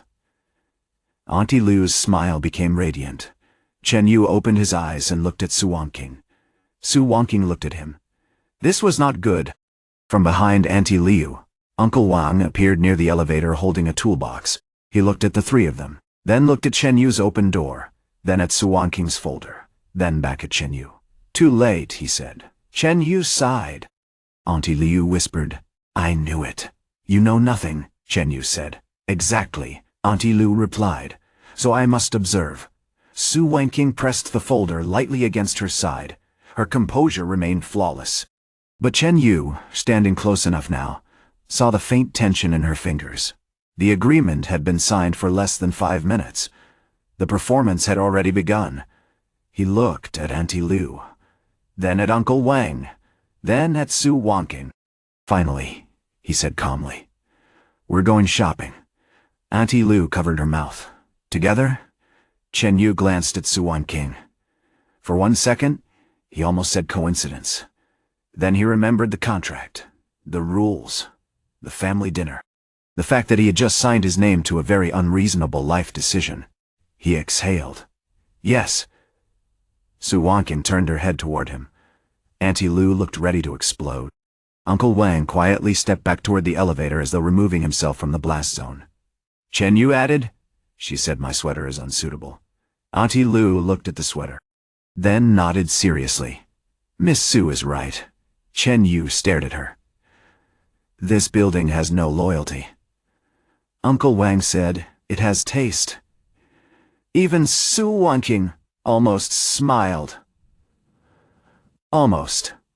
The elevator arrived with its usual dying groan. Chen Yu and Su Wanqing stepped inside. As the doors closed, Auntie Lu was already reaching for her phone. Chen Yu saw it. Su Wanqing saw it too. The doors shut. Silence. Then Chen Yu said, "Rule proposal." Su Wanqing looked at him. "No shopping near Auntie Lu." Approved. The elevator descended. Warm light flickered above them. Outside, Linhai City waited bright and washed clean after rain. Inside the old elevator, standing side by side, 2 neighbors carried a secret agreement neither fully understood yet. One called it cooperation. One called it helping a neighbor. Harbor View would probably call it fate by lunchtime. By the time they reached the shopping district, Chen Yu had already regretted signing. Not because of the contract, not because of the family dinner. Not even because Auntie Lu had watched them leave Harbor View with the expression of someone personally witnessing destiny clock in for work. No. No. Chen Yu regretted signing because Su Wanqing treated shopping the way Luminara probably treated acquisitions. Efficiently. Mercilessly. With no regard for human weakness. The black executive car stopped outside an elegant menswear boutique on Huayan Road. One of those places with tall glass windows, soft lighting, and mannequins dressed like they had never spilled soy milk on themselves. Chen Yu looked through the window, then looked at Su Wanqing. Absolutely not. Su Wanqing stepped out of the car. Absolutely yes. This place looks expensive. It is. That was supposed to reassure me. No, it wasn't. The driver opened the rear door. Chen Yu remained seated for 1 extra second, as though the car might protect him if he delayed long enough. Su Wanqing turned slightly. "Chen Yu," he sighed. "Why does everyone say my name like that lately? Because you require management. I signed one agreement. I did not become a department. You are behaving like one." He stepped out. The air after rain was cool and clean. Sunlight reflected off the wet pavement, making the entire shopping street shine with silver brightness. People moved beneath awnings with coffee cups and paper bags, their weekend pace slower than the weekday rush. Su Wanqing stood beside him in her pale blue blouse and black trousers, composed enough to make the boutique look like it belonged to her. Chen Yu stood beside her in his dark sweater, already missing his apartment. He looked at the display window again. "Can I ask something?" "No." "I haven't asked. I know the answer is no. Can we go somewhere normal?" "No." "See? That was the question. Then I saved time." He stared at her. "You are terrifying. Efficient. Those are not opposites." She walked inside. Chen Yu followed because the contract had not prepared him for retreat protocols. The boutique smelled faintly of cedarwood, clean fabric, and money. A sales assistant approached almost immediately, elegant smile ready. "Good afternoon." "Welcome," Su Wanqing nodded. "He needs formal wear for a family dinner." The assistant's gaze moved to Chen Yu. Professional, measuring, judging fabric possibilities. Chen Yu had never felt so much like an unfinished project. "What style would you prefer, sir?" "Affordable," Su Wanqing said. "Classic," the assistant smiled. "Understood." Chen Yu looked at Su Wanqing. "I said affordable. I heard. You ignored it. I prioritized, against my will, efficiently." The assistant led them deeper into the boutique. Rows of tailored shirts, jackets, trousers, and coats waited beneath warm lighting. Everything was arranged with frightening precision. Nothing looked like it belonged to a person who had ever eaten instant noodles standing over a kitchen sink. Su Wanqing moved through the store with calm certainty. Chen Yu followed with quiet suspicion. She selected a white shirt, then rejected it. Selected another, rejected that too. A dark navy blazer, a charcoal suit jacket, black trousers, a muted tie. No tie, then tie again. Chen Yu watched items accumulate in the assistant's arms. "Are we buying clothes or preparing for war?" Su Wanqing did not look up. "Family dinners are sometimes worse, comforting. You asked. I regret asking." She held up a charcoal blazer. Against him. Her gaze moved from his shoulders to the fit. Chen Yu became very aware that she was standing closer than usual. Not touching, but close enough that he noticed the faint scent of her perfume. Something clean, cool, like rain on glass. He looked away first. Su Wanqing noticed. Of course she did. Her fingers paused on the sleeve. Then she lowered the blazer. "This should fit." "Are you guessing?" "No. How do you know?" "Proportion. That sounds suspicious. It is tailoring." I feel analyzed. "You are." The assistant smiled politely. The kind of smile that said she had seen many couples argue over clothing and had learned to survive by becoming invisible. Chen Yu took the clothes and entered the fitting room. The door closed. Silence. Su Wanqing stood outside with the folder tucked under one arm. For the first time since entering the boutique, she allowed her posture to loosen slightly. This was ridiculous. A week ago, Chen Yu had been a neighbor. Before that, he had been a missed blind date. Yesterday, he became a possible solution. Today, he was inside a fitting room trying on clothes because she needed him to pretend to be her boyfriend. If anyone at Luminara knew, the gossip would crash 3 departments. The fitting room door opened. Chen Yu stepped out. Su Wanqing looked up, then stopped. The charcoal blazer fit better than expected. Too well, perhaps. The dark fabric sharpened his shoulders without making him look stiff. The white shirt made his features seem cleaner, more composed. His slightly messy black hair remained the only part of him refusing full cooperation.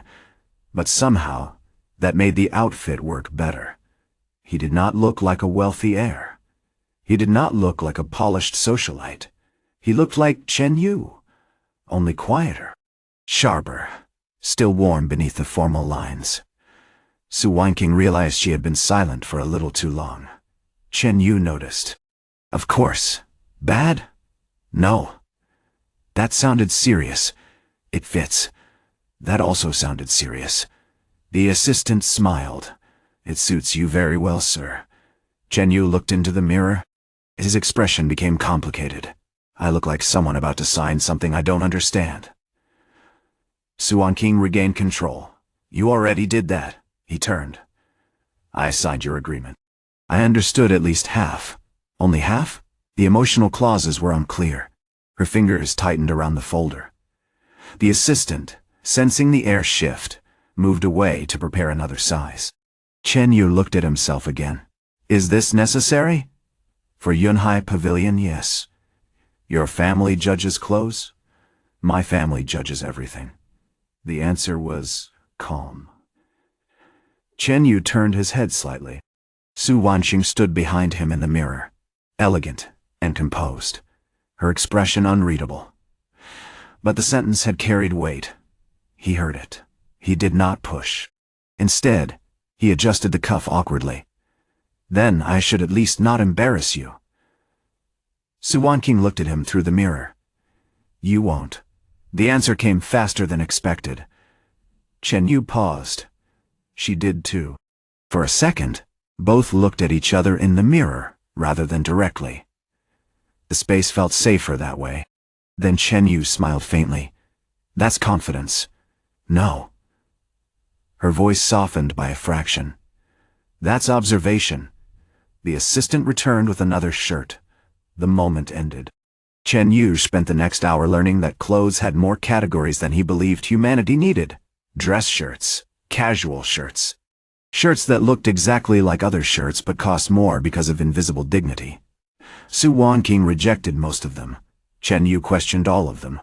At some point, he held up a black shirt. What about this? No, you didn't even look properly. I looked enough. Biased. Correct. What'd this shirt do to you? It exists. The assistant's smile trembled. Chen Yu placed the shirt back with dignity. You and Auntie Liu both judge my clothes. Auntie Liu has taste. This building has corrupted you. Su Wanqing selected a deep gray shirt instead. Try this. Do I have a choice? Yes. Really? You? Can try it willingly or unwillingly. That's not choice. It is classification. He took the shirt. By the time the final outfit was chosen, Chen Yu looked emotionally older. The selected set was simple. Charcoal blazer, white shirt, dark trousers. Clean shoes. No flashy accessories. Nothing excessive. Nothing that tried too hard. That part at least Su Wanqing understood. Chen Yu would look wrong if dressed like someone trying to win a social ranking contest. He needed to look like himself. Just polished enough that the Su family would have no easy opening. When the assistant brought the bill, Chen Yu reached for his wallet. Su Wanqing was faster. She placed her card down. Chen Yu looked at her. No. Clothing selection is required for the arrangement. I can pay. Not for this. We discussed compensation. This is not compensation. What is it? Operational cost. He stared at her. You just rebranded. Compensation. I clarified category. That is worse. The assistant stood between them with the calm terror of someone holding a credit card in the middle of a legal dispute. Chen Yu looked at her. Please wait. The assistant nodded immediately and stepped away with survival instincts. Su Wanqing looked at Chen Yu. This is necessary. So let me pay for necessary things. You would not have bought these without the arrangement. True. Then the arrangement caused the expense. That sounds like something Luminara accounting would say. They would be correct. It still feels wrong. Su Wanqing's expression cooled slightly. I am not paying you. I am paying for the performance requirement. You realize the more you say performance, the less I want to perform. Then what word would you prefer? He thought about it. Help. She went still. The boutique's soft music played somewhere above them. Outside the glass windows, sunlight flickered across wet pavement. Su Wanqing looked at him for a long moment. Then slowly withdrew the card. Fine. Chen Yu blinked. That was unexpected. She added, we split it. No. Her eyes narrowed. You object, even when I compromise. Because your compromise is still expensive. You are very difficult. You brought me here. Clearly a mistake. Too late, the assistant returned carefully. In the end, Chen Yu paid for the shirt and trousers. Su Wangqing paid for the blazer and shoes because, in her words, those are specifically required for image control. Chen Yu objected. Su Wangqing ignored him.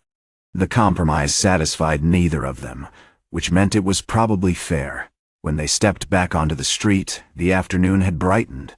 Rainwater still clung to tree leaves along the sidewalk. Reflections of the boutique windows shimmered in shallow puddles. Couples, families, and office workers moved around them, carrying shopping bags and weekend plans. Chen Yu carried one garment bag.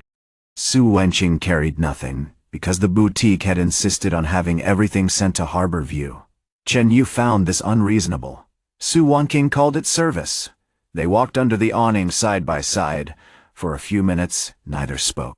Then Chen Yu said, "Your family dinner is next Friday?" "Yes." "Who will be there?" "Main family members. Several business guests." "Shen Yikin.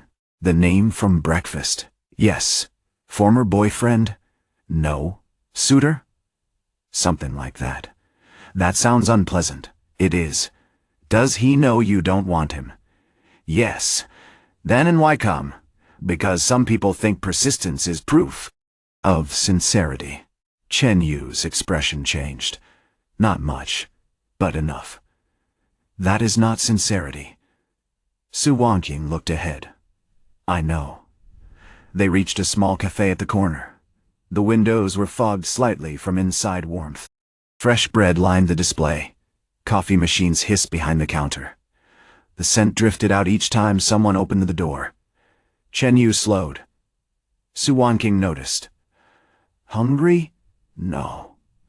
His stomach chose that exact moment to betray him. Loudly. A passing child looked up. Chen Yu looked down. Su Wangqing turned her face away.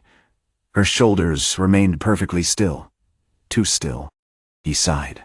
You laughed internally. I did not. You did. Prove it. Your face became very CEO. That is not evidence. It is with you. Her lips moved again. This time, she did not fully stop it. Coffee? She asked. Are you buying? Operational cost. No. Helping a neighbor? He looked at her. She looked back. The phrase sat between them, warmer than the sunlight. After a second, Chen Yu said, Fine. They entered the cafe. Inside, the world changed temperature. Warm light, soft noise, rain-damp coats, people talking quietly over coffee. A couple shared cake near the window. A student typed furiously on a laptop. An elderly man read a newspaper beside a half-finished cup of tea. Chen Yu and Su Wangqing found a small table near the corner. Not too private, not too exposed, balanced. Su Wangqing ordered black coffee without sugar. Chen Yu ordered coffee and bread, then added another bread. When she looked at him, he said, Operational cost. She said nothing, but accepted it. They sat across from each other, coffee between them. The contract was not on the table.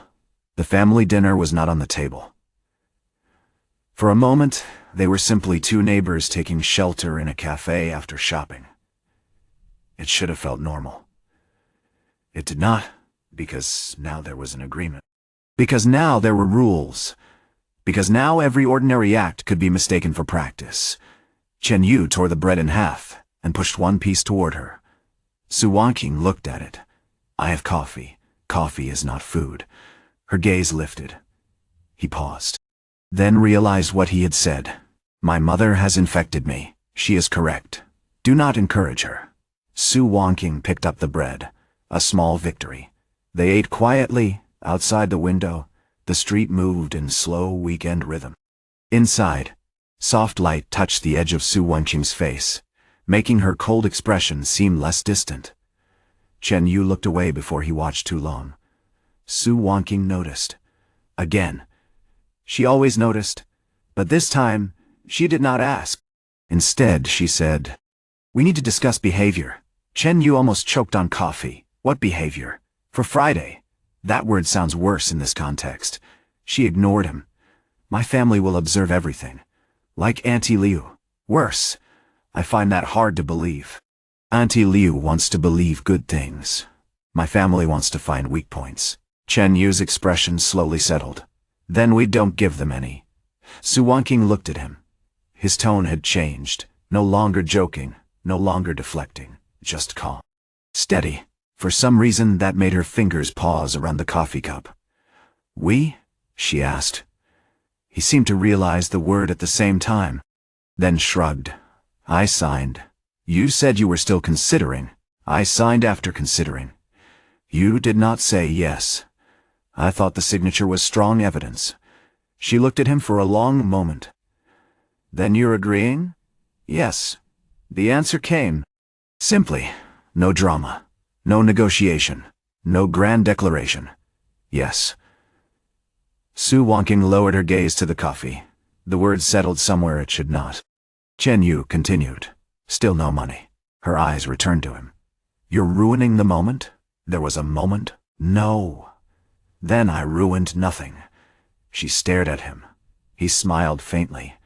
The warmth of the cafe seemed to gather between them. Outside, sunlight slipped through clouds. Inside, Su Wanqing took a slow breath. Then we need practice. Practice what? Basic couple behavior.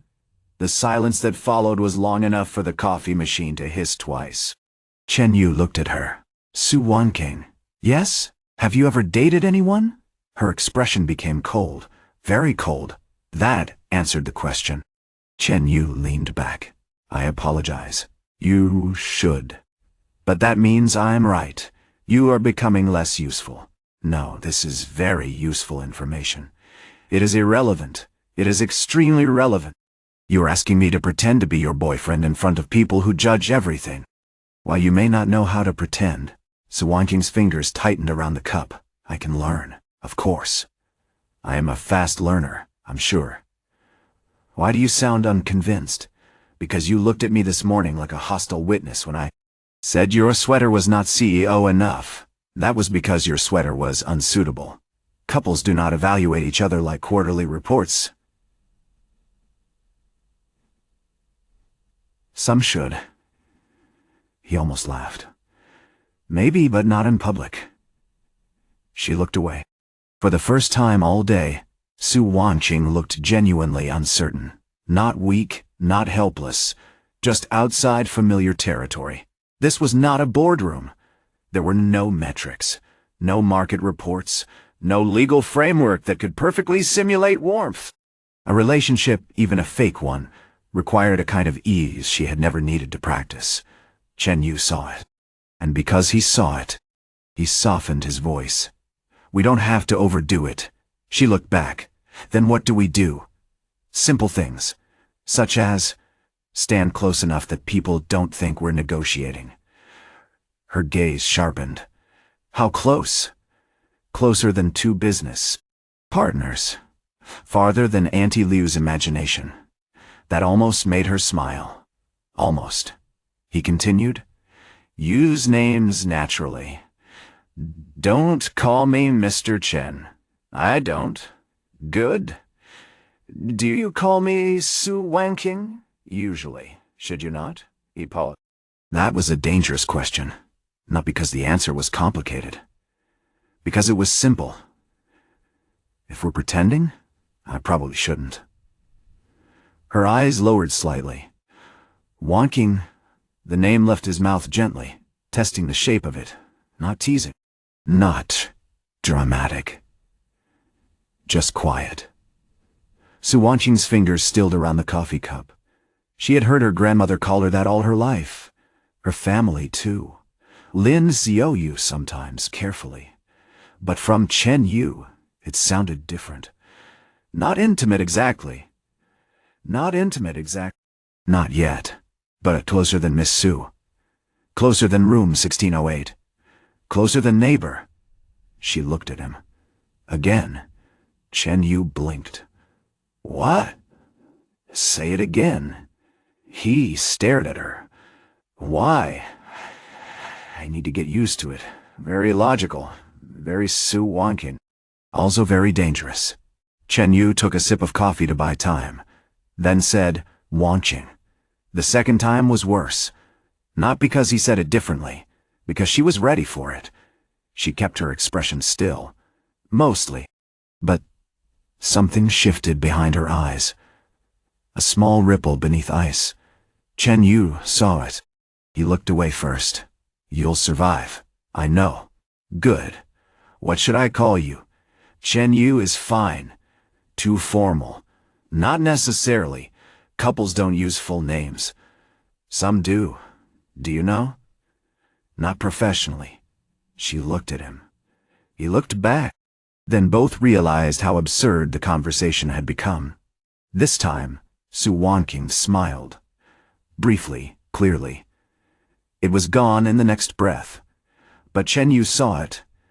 He also saw that she knew he had seen it. So he turned toward the window with great discipline. "Weather is nice. Your topic change is poor. Still better than my sweater, apparently." The cafe door opened. A gust of cool air entered. Someone laughed near the counter. Life continued around them, ordinary and unaware. Su Wanqing looked down at the bread in her hand. Then said, "There is one more thing." Chen Yu looked back. "What?" "Physical contact." He became very still. So did she. So did she? The phrase sat on the table like a third cup of coffee nobody wanted to touch. Su Wanqing's voice remained calm. No unnecessary physical contact is still a rule. Agreed, but at the dinner some may be unavoidable. Such as entering together, sitting together, possibly holding hands briefly if necessary. Chen Yu looked at her carefully. "Would you be uncomfortable?" She did not answer immediately. That was answer enough. Chen Yu nodded. "Then we avoid it unless you decide. If I hesitate, it may look strange. Then let it look strange. That weakens the performance. Rule still stands." She looked at him. If you feel uncomfortable, we stop." He said it as if it were obvious, as if it did not require debate, as if performance, reputation, and family pressure all ranked below that line. Su Wanqing lowered her eyes. "You are very stubborn. Useful, occasionally." She remembered saying those words. He did too. The silence after that felt warmer. Not romantic. Not yet. But something closer to trust settled quietly between the coffee cups. By the time they left the cafe, clouds had thinned. The street outside glowed with late afternoon light. The wet pavement reflected the sky in broken patches of silver and pale blue. The driver waited near the curb. Su Wanqing walked ahead, then stopped. Chen Yu looked at her. "What?" She turned. "Practice." He became wary. Here, not obvious practice. What is obvious practice? Standing in the middle of the street and announcing it. Please don't. She extended her hand slightly, not fully, only enough to suggest the question. Chen Yu looked at her hand, then at her face. Her expression was calm. But her fingers were not. They were too still, controlled with effort. He did not take her hand. Instead, he lifted the garment bag he was carrying and shifted it to his other side, then walked closer, not touching, just close enough that their shoulders nearly aligned. "Start with distance," he said. Her hand lowered slowly. For a brief second, something like relief passed across her face. Tiny, almost invisible. But there, Chen Yu pretended not to notice. Again, they walked toward the car side by side, closer than neighbors. Not close enough to become something else. It was a small distance, a careful one. A beginning. Across the street, an elderly woman selling flowers looked at them and smiled. Chen Yu noticed. Su Wanqing noticed too. Neither said anything. The driver opened the door. Su Wanqing entered first. Chen Yu followed after a brief hesitation. The car pulled into traffic. Inside, the space was quiet. Outside, Linhai City moved beneath soft evening light. After several minutes, Su Wanqing said, Friday will be difficult, I assumed. They may say things. I assumed that too. About you. Probably. About me. Definitely. She looked out the window. I don't want you to feel responsible for my family. Chen Yu looked at her reflection. In the glass. I don't. Good. I am responsible for my own choices. Her reflection stilled. And this is yours? Yes. He paused. Bad as it is, she turned back. That ruined it. It was honest. You are too honest. Contract rule. There is no such rule. There should be. She looked at him for a moment, then turned away again. This time, the edge of her expression was softer. When they returned to Harbor View, evening had begun to settle. The lobby lights were already warm. Uncle Wang sat behind the security desk. Auntie Lu stood near the mailboxes, of course. She saw them immediately. Her gaze moved to the garment bag, then to Chen Yu, then to Su Wanqing, then back to the garment bag. The smile arrived, slowly. Powerfully? Shopping went well? Chen Yu said. No. Su Wanqing said. Yes. Auntie Liu's eyes sparkled. Uncle Wang lowered his newspaper. You two should rehearse answers. Chen Yu looked at him. Whose side are you on? The side with fewer contradictions. Auntie Liu leaned forward. Did Miss Su choose clothes for you? Chen Yu looked at Su Wanqing. Su Wanqing looked at him. The lobby became a stage. The contract became real again. Chen Yu could have said no. Could have said it was only for dinner. Could have explained.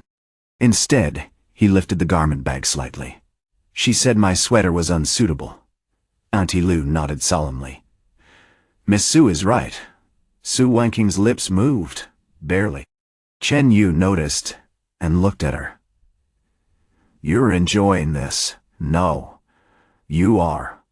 No. Auntie Lu clutched her grocery bag. Uncle Wang sighed.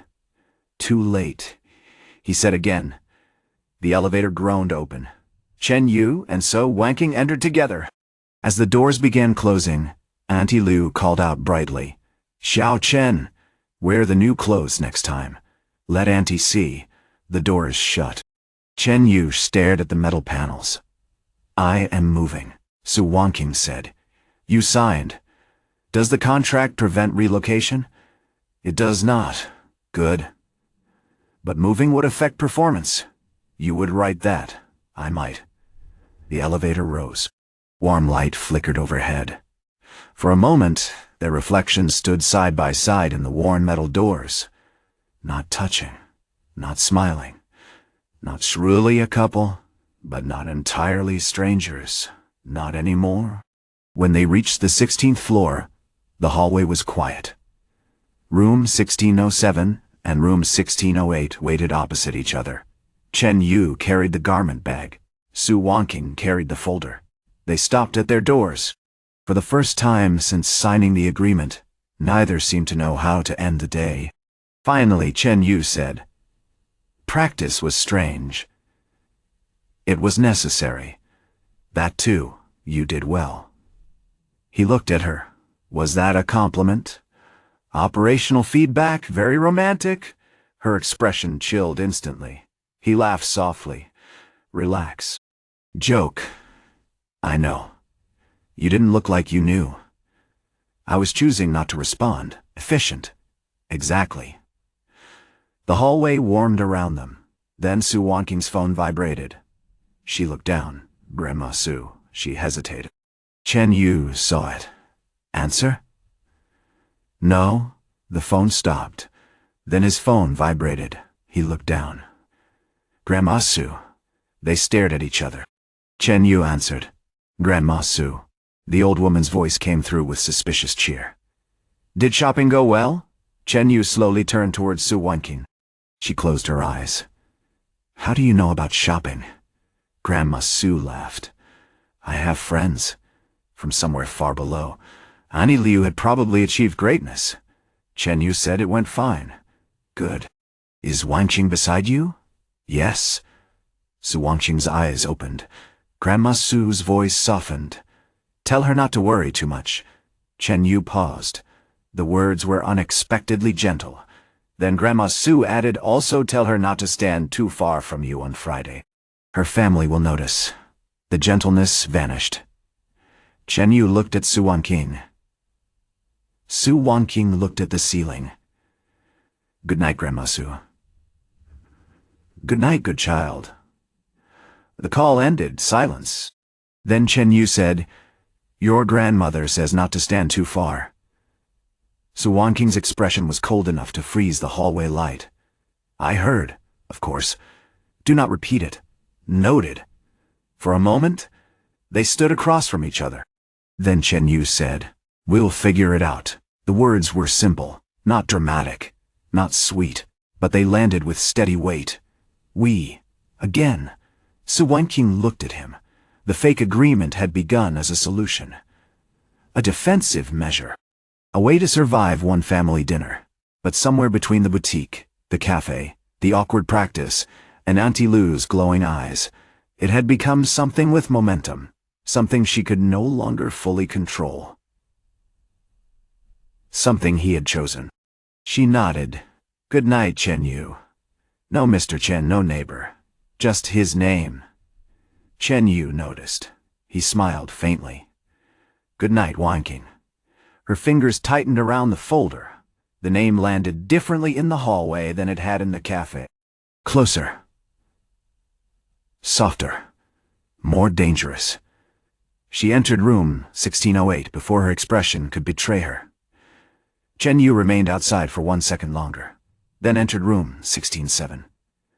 The hallway fell quiet, but at the far end, beneath the warm yellow light, the old elevator gave a faint mechanical groan, as if Harbor View itself had sighed, as if even the building knew. The performance had already started. Monday punished Chen Yu for signing a fake relationship agreement. Not directly. Direct punishment would have been simple. Instead, Monday chose work. By 9:30, his inbox had become a battlefield. By 10:15, his manager had sent a message containing the words "quick sync," which never meant quick and rarely meant sync. By 11, the office coffee machine produced something that looked like coffee, but tasted like surrender. Chen Yu stood in the pantry, holding the paper cup with both hands, and wondered whether it was possible for a beverage to have emotional damage.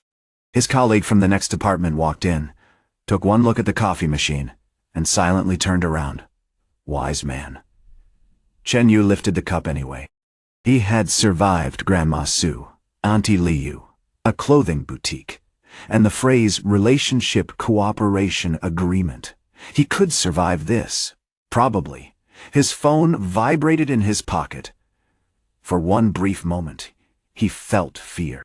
There were only 3 people who could make a phone vibrate ominously on a Monday morning. His mother, Grandma Su, Su Wangqing. He took it out. Su Wangqing? The message was concise. Su Wangqing. "Are you free at lunch?" Chen Yu stared at it, then looked at the coffee, then back at the phone. Chen Yu, define free. Su Wangqing, able to leave the office. Chen Yu. That is a dangerous definition. Su Wangqing. I need to discuss Friday. Chen Yu. During lunch? Su Wangqing. Yes. Chen Yu. Is this discussion going to involve another document? There was no reply for 3 seconds. Then, Su Wangqing, possibly. Chen Yu sighed. The colleague who had retreated from the coffee machine passed by the pantry again, saw Chen Yu's expression, and said, "Client?" Chen Yu looked at him. Worse. Boss? Worse. Family? Chen Yu thought of Grandma Su, Li Meilun, Auntie Liu, and the fake relationship agreement currently living inside his drawer like evidence. Adjacent. The colleague nodded with deep understanding, despite understanding nothing. Chen Yu typed back. Chen Yu? Where? Su Wangqing. Luminara Lobby Cafe. 12:30. He paused. Luminara. Her territory. Glass towers, polished floors, people in suits who probably judge shoes for sport. Chen Yu looked down at his own shoes. Acceptable. Barely. He looked at his sweater. Not the new blazer. Good. He was not ready for the blazer on a Monday. Chen Yu. Is this a meeting? Su Wanqing? Lunch? Chen Yu? You and I define lunch differently. Su Wanqing. Eat before you come if you are worried. Chen Yu. That defeats the purpose of lunch. Su Wanqing. Then come hungry. Chen Yu looked at the message. For some reason the words felt more dangerous than the contract. He typed, Chen Yu, fine. Then he put the phone away and took one sip of the coffee. It was a mistake. At Luminara, Monday had also chosen violence. Su Wanqing had arrived before 8, and was already on her 4th meeting by 11. The executive floor was bright, cold, and immaculate. Glass walls reflected city light. Assistants moved quickly with tablets. The boardroom screen still displayed financial projections from a meeting that had ended 20 minutes ago, though several senior managers had remained behind to argue quietly over things that should have been solved last week. Su Wanqing stood near the long table, listening to a department head explain why a delay was not technically a delay. Her expression was calm. That was why everyone in the room became nervous. Not technically delayed, the department head said carefully. The team is only waiting for final confirmation from the vendor side. Su Wanqing looked at him. Did the deadline pass? Yes. But the situation is more nuanced. Did the deliverable arrive? No. Then it is delayed. Silence. Lin Xiaoyu stood beside the glass wall with a tablet clutched in both hands, looking as though she wished the floor could open and swallow the entire department before President Su did it verbally. The department head lowered his gaze. I understand. We'll resolve it. Before 6. President Su, that may be difficult. Then start before finishing this sentence. The man left quickly. The room emptied with the quiet panic of people who had narrowly survived weather. Lin Xiaoyu waited until the door closed. President Su. Your 12:30 lunch is confirmed. Su Wanqing looked at the tablet in her hand. Good. Should I prepare the private dining room? No. The executive lounge? No. Lin Xiaoyu blinked. Then where? Lobby cafe. Lin Xiaoyu froze. The lobby cafe was not inappropriate.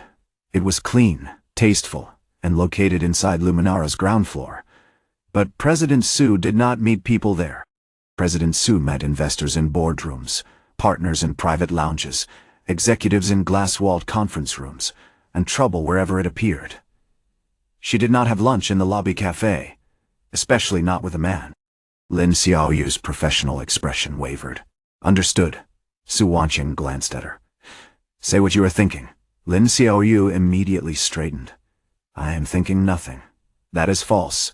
Then I am thinking respectfully. Xiaoyu. Lin Xiaoyu. Lin Xiaoyu. Lowered her voice. Is this related to the family dinner? Su Wanqing looked at the city beyond the glass wall. The skyline shimmered under pale sunlight, tall towers rising from rain-washed streets. Yes. Lin Xiaoyu became serious. Do you need me to prepare background information on Shen Yiken? No, we already have some. His recent investment activities, family connections, public appearances, and a few rumors from the finance circle. Su Wanqing turned slightly. Rumors? Lin Xiaoyu hesitated. Nothing confirmed? Then don't use them. Understood. Su Wanqing picked up the folder from the table. Inside was the updated agreement. And a second document. A brief profile, not of Chen Yu, of herself, or rather, the version of herself Chen Yu would need to know if he was going to stand beside her in front of the Su family. Family members. Sensitive topics. Past conflicts. Boundaries. Names to avoid. Questions likely to be asked. She had written it last night after returning from Harborview. It had taken her longer than any contract. Not because the information was difficult. Because putting one's private life into bullet points felt like cutting pieces of oneself and labeling them for someone else's convenience. She had almost deleted it twice. Then she had remembered Chen Yu saying, "If you feel uncomfortable, we stop." So she kept it. Lin Xiaoyu watched her in silence. After a moment, she said softly, "President Su, what? Is this person trustworthy?" Su Wanqing's fingers paused on the folder. The question was reasonable, professional, necessary. She should have answered with caution. Instead, she thought of a bowl of porridge outside her door, a coffee with no sugar, a bun placed in her hand, a man refusing $100,000 because intention was not the only thing that mattered. She closed the folder. Yes. Lin Xiaoyu's eyes widened slightly. Su Wanqing did not notice, or pretended not to. At 12:30, Chen Yu walked into Luminara. The lobby was exactly as uncomfortable as he expected. Too much glass, too much marble, too much quiet. The ceiling stretched high overhead with clean white lines and elegant lighting. Receptionists spoke in low professional voices behind a long counter. Employees moved through security gates with ID cards and the expressions of people trying to look busy enough to avoid being assigned more work. Chen Yu stopped near the entrance. He felt immediately underdressed, not badly dressed. Just incorrectly positioned in the food chain. A security guard looked over. "Sir, are you here for someone?" Chen Yu was about to answer when a familiar voice came from the side. "He's with me." The lobby changed. Not visibly. Not loudly. But enough. Several employees turned their eyes for half a second, then turned away too quickly. Lin Xiaoyu stood near the cafe entrance in professional attire, tablet held against her chest. She looked younger than the executive floor made her appear, with bright eyes and a careful smile. "You must be Mr. Chen." Chen Yu nodded. "Chen Yu. I'm Lin Xiaoyu, President Su's assistant. Nice to meet you. President Su is waiting." That sentence sounded normal. It did not feel normal. Chen Yu followed her toward the cafe. As they walked, he felt the eyes. Not direct stares. Luminara employees were too trained for that. But curiosity moved like static through the lobby. Who was he? Why was he here? Why did Assistant Lin personally receive him? Why was President Su waiting? Chen Yu suddenly understood why Su Wanqing had not wanted to use someone from her company. The gossip machine here probably wore suits. The lobby cafe was quieter than expected. Warm lighting softened the corporate coldness. Small tables were arranged neatly by tall windows overlooking the street. The smell of coffee filled the air, expensive enough to make Chen Yu distrusted. Su Wanqing sat at a corner table. White blouse, black pencil skirt, long hair tied neatly. Expression calm. Beside her rested a folder. Of course. Chen Yu looked at the folder. Then at her. I knew it. Su Wanqing followed his gaze. "It is not a contract. That's what a contract would say. It's background information. Worse." Lin Xiaoyu looked between them. Her expression remained professional, but her eyes betrayed a small amount of curiosity. Su Wanqing said, "Xiaoyu." Lin Xiaoyu immediately straightened. "I'll send the revised schedule before 2. "Good." She left, not too fast, not too slow, but definitely interested. Chen Yu sat across from Su Wanqing. "Your assistant is curious." "She is professional. Professionally curious. Possibly. Does she know?" "Only enough." "That means yes. It means enough." He looked around the cafe. "Your company is intimidating. It is a building. Some buildings judge people. Luminara does not judge people." A group of employees walking by glanced at him, then quickly looked away. Chen Yu looked back at her. "Are you sure?" Su Wanqing did not answer. A server approached. Su Wanqing ordered black coffee. Chen Yu ordered lunch because he was a human being and had not mistaken caffeine for survival. Su Wanqing looked at the menu. He noticed, "You haven't eaten. I had coffee." "Coffee is not food." "I know. You still said it. I knew you would say that." He paused.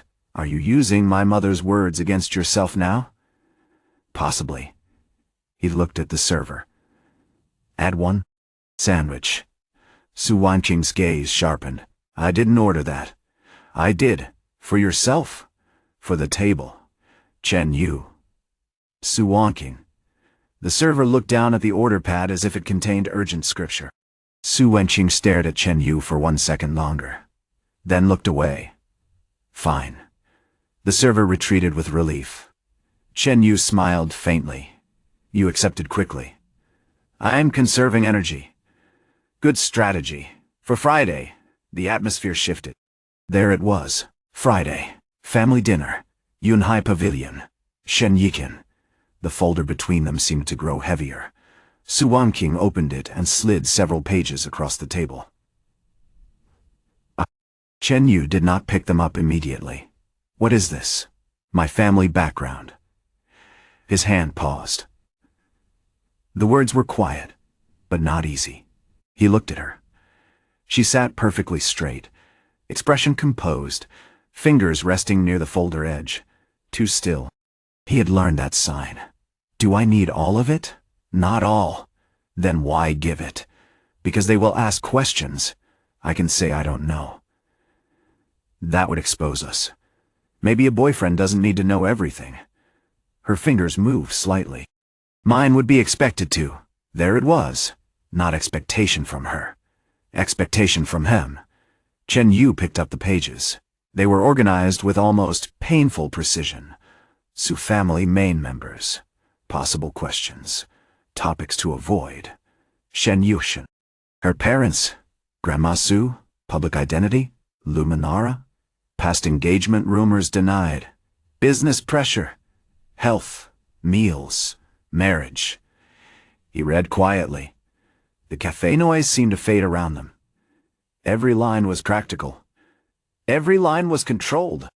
Yet together, they painted a life surrounded by people who watched, evaluated, and decided where she should stand. Her family did not seem violent, not cruel in obvious ways. That would have been easier. They were polite, strategic, social, concerned in ways that felt like ownership. Chen Yu reached the section about her parents. He stopped. The wording was simple. Father, Su Zhengye, prioritizes family reputation and business alliances. Mother, Gulan, polite, graceful, socially aware, often frames pressure as concern. He looked up. Su Wanqing's expression did not change, but her gaze was on the coffee cup, not on him. He continued reading. Shen Yichen, successful investor, family-approved suitor.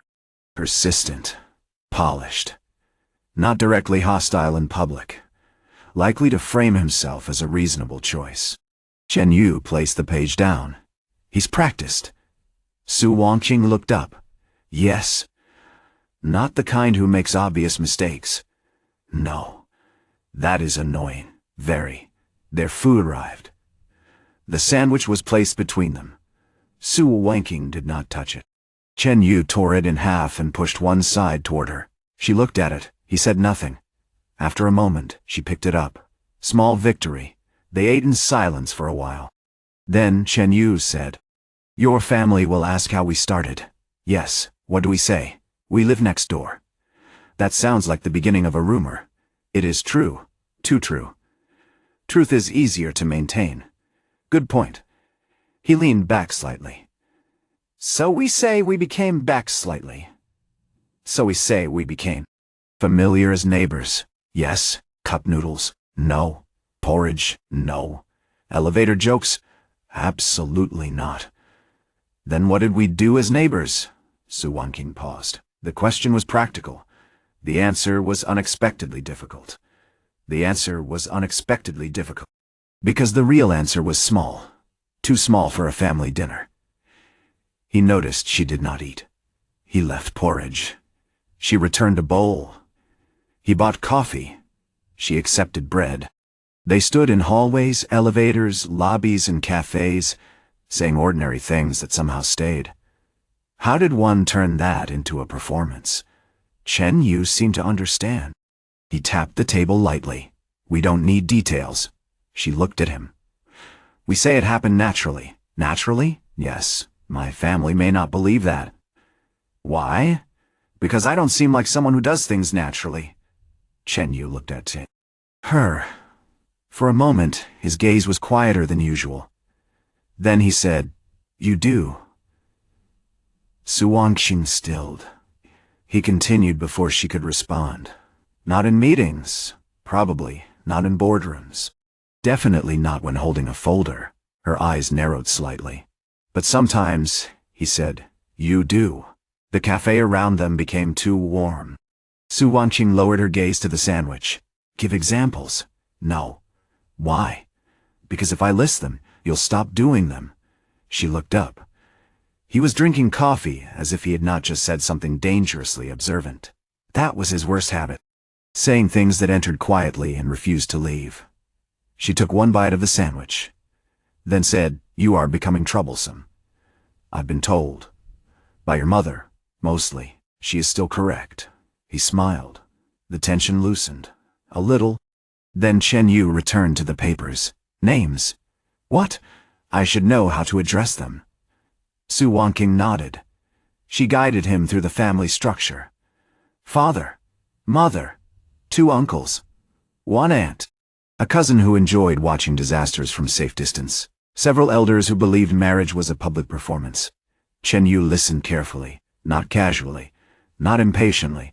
He remembered names, asked only necessary questions, repeated important details once. By the 3rd family member, Su Wangqing noticed he had stopped joking. By the 5th, she realized he was building a map in his mind. By the 7th, she understood why Grandma Su liked him. Chen Yu did not flatter. He paid attention. There was a difference. "Your 2nd uncle," he said, looking at the notes. "Will likely ask about work?" "Yes, what should I say?" "Office work." "Too vague. Vague is safer." "My actual job is vague? Then use that." He paused. That sounded insulting. It was practical. Very CEO, thank you. Not a compliment. "I know." He turned the page. "Luminara may come up." "It will." "Should I pretend to know less? About Luminara? About technology?" Su Wangqing looked at him. The question seemed ordinary. It was not. Chen Yu's hidden identity sat quietly beneath it like a locked door. No one at the table knew. No one should know. He kept his expression calm. "I work around documents and systems sometimes," he said. "If they bring up tech, I can sound moderately informed." "Moderately? Enough to not embarrass you." "You won't." She said it again. She said it again. The same confidence as yesterday. This time, he heard it more clearly. He looked up. "You keep saying that." "Because it is true. Based on observation." He held her gaze. Then nodded. "Then I'll try to deserve your observation." Su Wangqing looked away first. Outside the cafe window, people crossed the lobby with ID cards and briefcases. A few glanced toward their table with carefully controlled curiosity. One young employee nearly walked into a pillar. Chen Yu noticed. Su Wangqing did too. She sighed lightly. "This is why I didn't ask someone from Luminara. Your employees are subtle. They are not. One just tried to fight architecture." "I saw. Should we help?" "No." Cold. "He will learn spatial awareness." Chen Yu laughed. Softly. Across the cafe, the employee straightened and hurried away in shame. For a moment, lunch felt almost normal again. Then Lin Xiaoyu appeared near the cafe entrance. She looked composed. Too composed. Su Wangqing saw her and immediately understood. "What happened?" Lin Xiaoyu walked over and lowered her voice. "President Su, your mother called the office. The air changed." Chen Yu noticed before Su Wangqing replied. Her expression did not crack. But the cold returned in layers. "What did she say?" "She asked whether your Friday schedule was cleared, and I said it was marked private." "Good." "She also asked whether you were meeting someone today." Su Wangqing's eyes narrowed. Chen Yu looked at the sandwich. Linhai City was full of people with alarming intelligence networks. Lin Xiaoyu continued carefully. I did not answer. Good. A pause. She sounded like she already knew. Su Wanking closed her eyes briefly. Not in weakness. In restraint.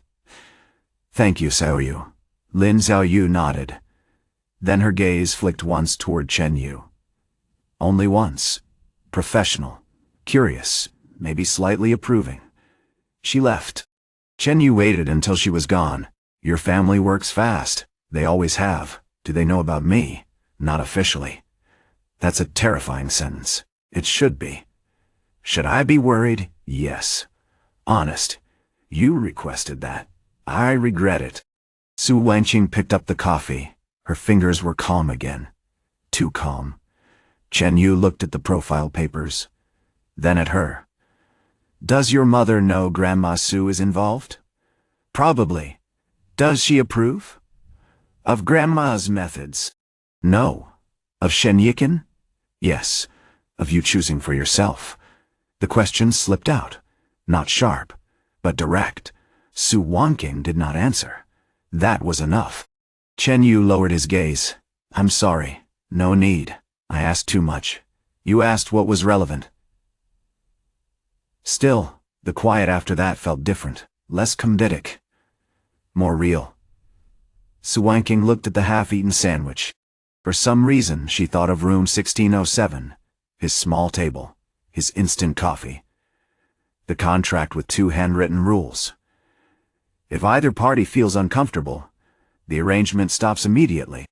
No lying about feelings that do not need to be lied about. She had added boundaries because she trusted paper. He had added boundaries because he noticed people. That was why she had come to him. Not because he was convenient. Not only because he lived next door. Because somehow, without intending to, Chen Yu made the word no feel like something that could be protected rather than punished. Su Wanqing said, There is one more thing. Chen Yu looked up. About Friday? About us. The word arrived. Us, both noticed. Neither corrected it. Su Wanqing continued, voice steady. My family will likely ask when we started dating. How long do we say? Not too long, not too short. That's specific. Long enough to explain Grandma knowing you. Short enough to avoid too many detailed questions. Very strategic. It has to be. So? She thought for a moment. 2 months. Chen Yu frowned. Too long. Why? Too many details. 1 month. Still risky. 3 weeks. Better 2. Sudden. Neighbors. It can be sudden. Not for me. He paused. That was true. Su Wanqing was not someone who suddenly did anything emotional. He looked at her. Then don't say dating. What? Say we're getting to know each other. Her fingers stilled. That sounds less committed. Exactly. They may not accept that. But it's harder to attack. Why? Because it sounds honest. So, Wanqing looked at him. He continued. If they push, I can say I respect your pace. Silence. The sentence settled between them quietly. I respect your pace, not her status. Not her family. Not the performance. Her pace. Su Wanqing lowered her gaze. That may work. Good. And if they ask what I like about you, Chen Yu became still. The question was part of practice. It should have been simple. Fake. Useful. But for some reason, it did not feel like practice. He leaned back slightly. What would you say? Su Wanqing looked at the coffee. A dozen safe answers came to mind. Kind, polite, reliable. Convenient, Grandma approved. None of them left her mouth. Finally, she said, You listen. Chen Yu did not move.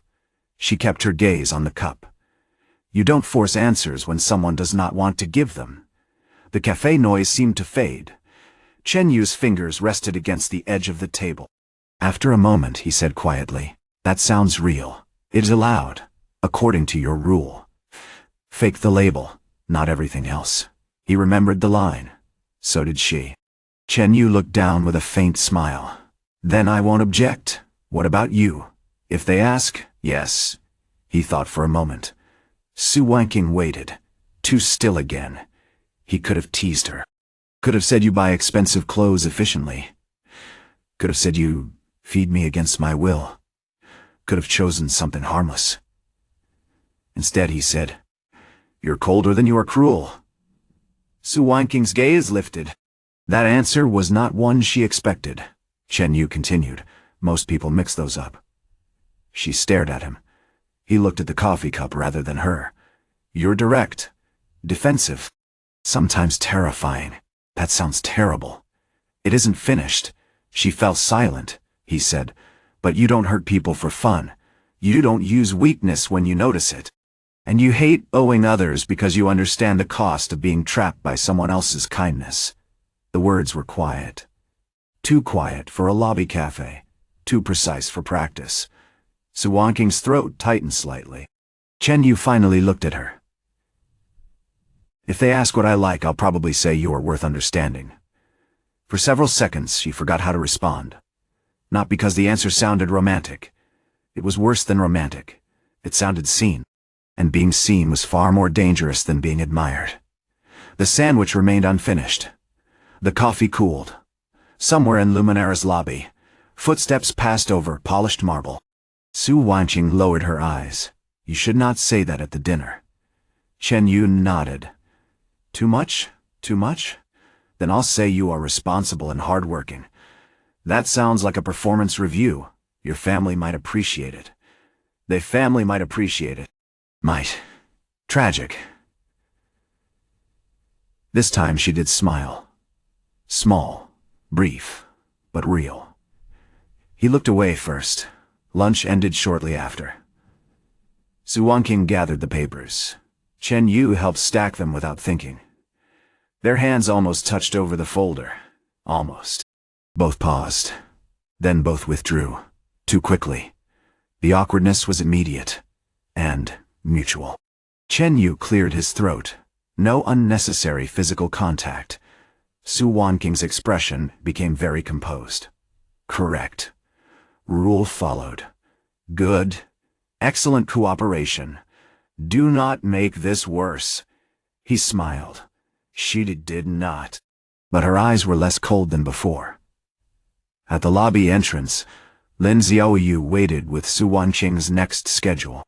Chen Yu stopped beside the glass doors. "I should go?" Su Wanqing nodded. "Thank you for coming. 5th time?" Her gaze sharpened. "You are still counting. Rare things." "Stop." "No."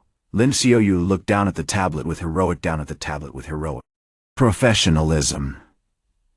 Chen Yu glanced at the lobby. More employees were pretending not to watch. He turned back to Su Wanqing. "Friday plan? I'll send you the updated version tonight." "Another document." "Yes, I expected nothing less." He began to leave, then paused. Su Wanqing. She looked at him. "If your mother calls again." "If your mother calls again." You don't have to answer just because she expects you to. The words were not loud, but Lin Xiaoyu heard. So did Su Wanqing. For a moment, the polished lobby, the glass walls, the marble floor, and the watching employees all seemed to become very distant. Su Wanqing's fingers tightened around the folder. Then she nodded once. "I know." He smiled faintly. "Good." He left. Outside, sunlight reflected off the rain-washed street. Inside, Su Wanqing stood in Luminara's lobby with the folder against her chest, watching him disappear through the glass doors. Lin Xiaoyu waited for exactly 3 seconds. Then said softly, "President Su." Su Wanqing looked away. "What?" "Your 2 o'clock meeting. Move it to 2:30. Lin Xiaoyu blinked. "You have never moved a meeting for lunch." "Then this is the first time." "Understood." Lin Xiaoyu's expression remained professional, barely. Su Wanqing walked toward the executive elevator. Her reflection moved beside her in the glass wall. White blouse, black skirt, perfect posture, CEO Su. But beneath that polished reflection, something had shifted. Not softened. Not yet, but adjusted. Like a door that had been locked for years, discovering that someone outside was not trying to force it open. Only waiting.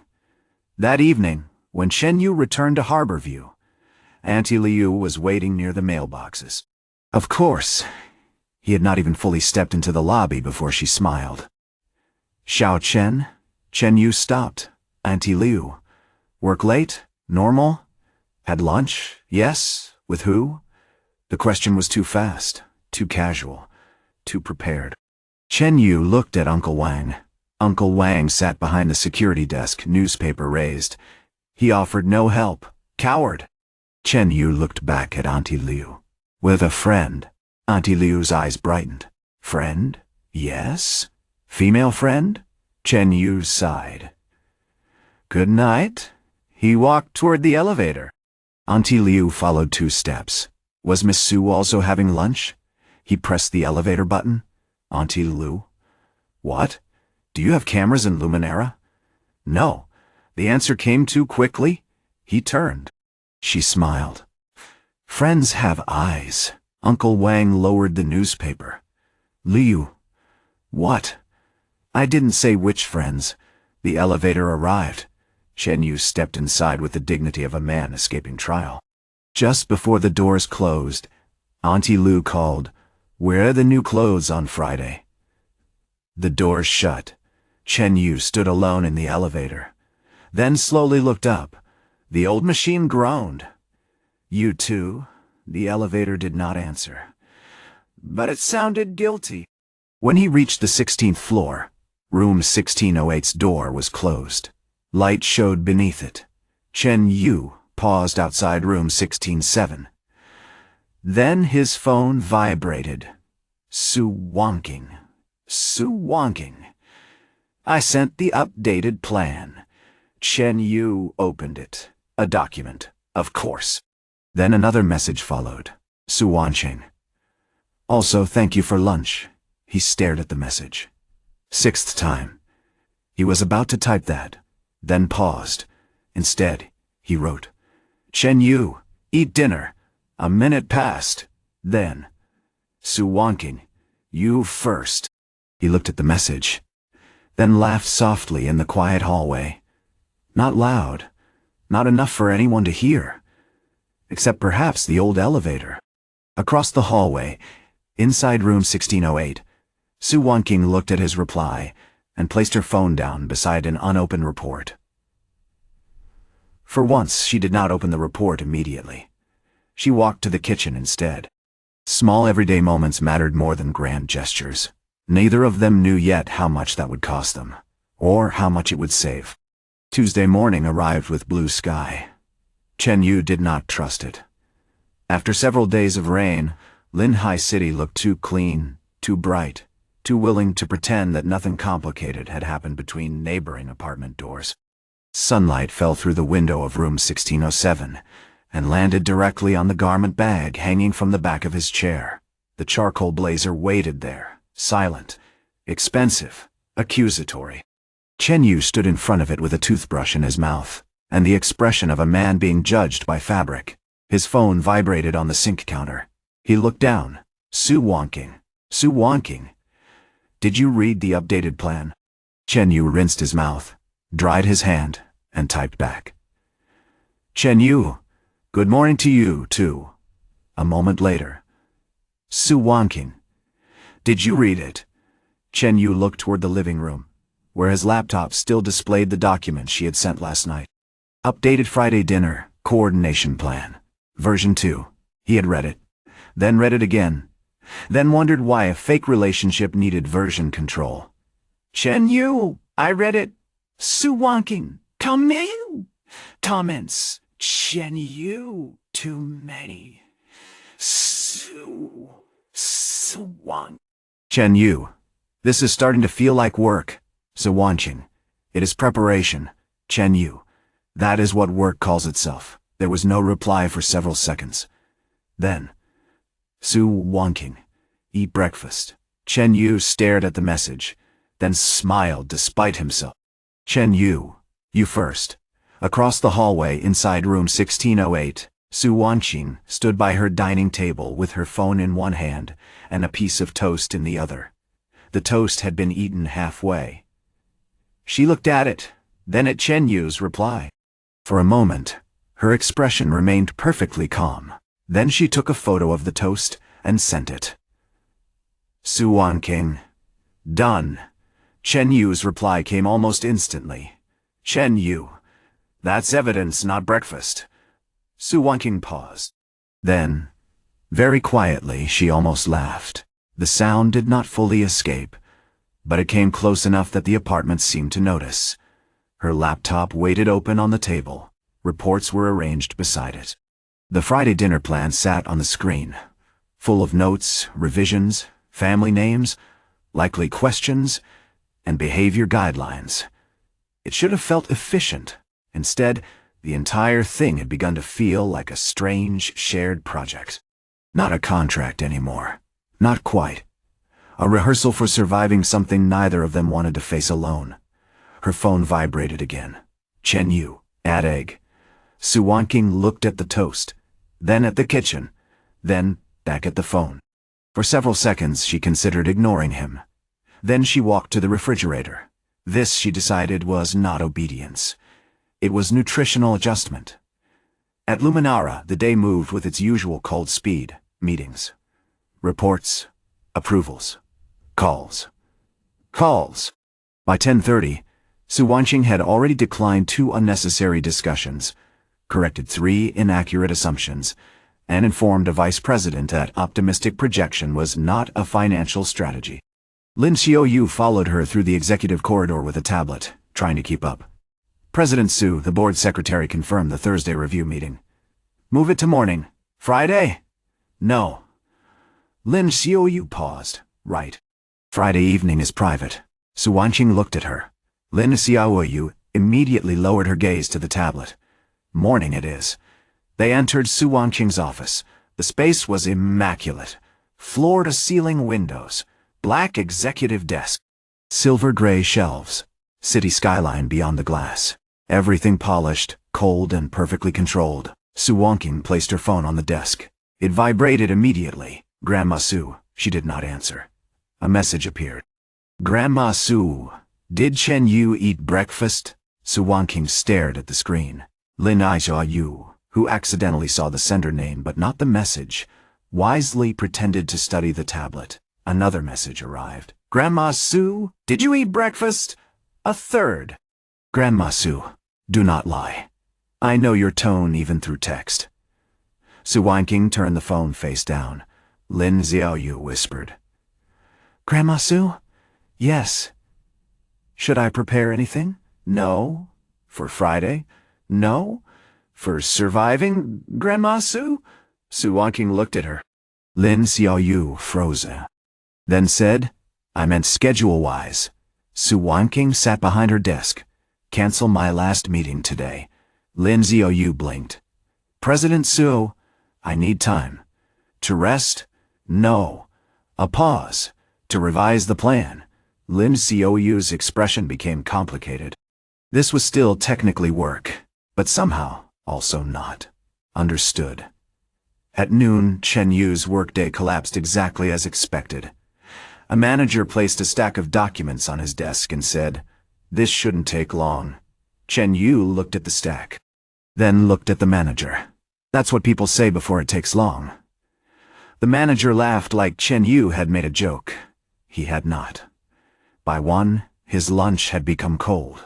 By 2, his inbox had grown again. By 3, he had finally opened Su Wanqing's plan to add comments. He lasted 3 minutes before opening a new document titled Normal Human Version. He replaced situational proximity requirements with stand nearby. He replaced public relationship posture with don't look like strangers. He replaced verbal consistency in family scenarios with same story. He replaced controlled physical contact if required by social environment with do not touch unless necessary and agreed. Then he stopped at 1 line. When asked why the relationship began, answer, neighbor familiarity developed into mutual respect. Chen Yu leaned back. Neighbor familiarity developed into mutual respect. It was not wrong, but it sounded like two buildings had signed a cooperation agreement. He changed it to, "We got to know each other because we live next door." Then paused. That was true. Too true. He added, "It happened slowly." Then stopped again. That also felt true. Dangerous, but true. His phone vibrated. Suwanking. Suwanking? Comments. Chen Yu looked at the document. Chen Yu! I rewrote part of it. Suwanking. Send it. Chen Yu sent the file. 3 minutes passed. 5, 10. Then his phone rang. He answered. Before you say anything, your version sounded like a government tender. Suwanking's voice came through coolly. Your version lacks structure. It has humanity. It lacks precision.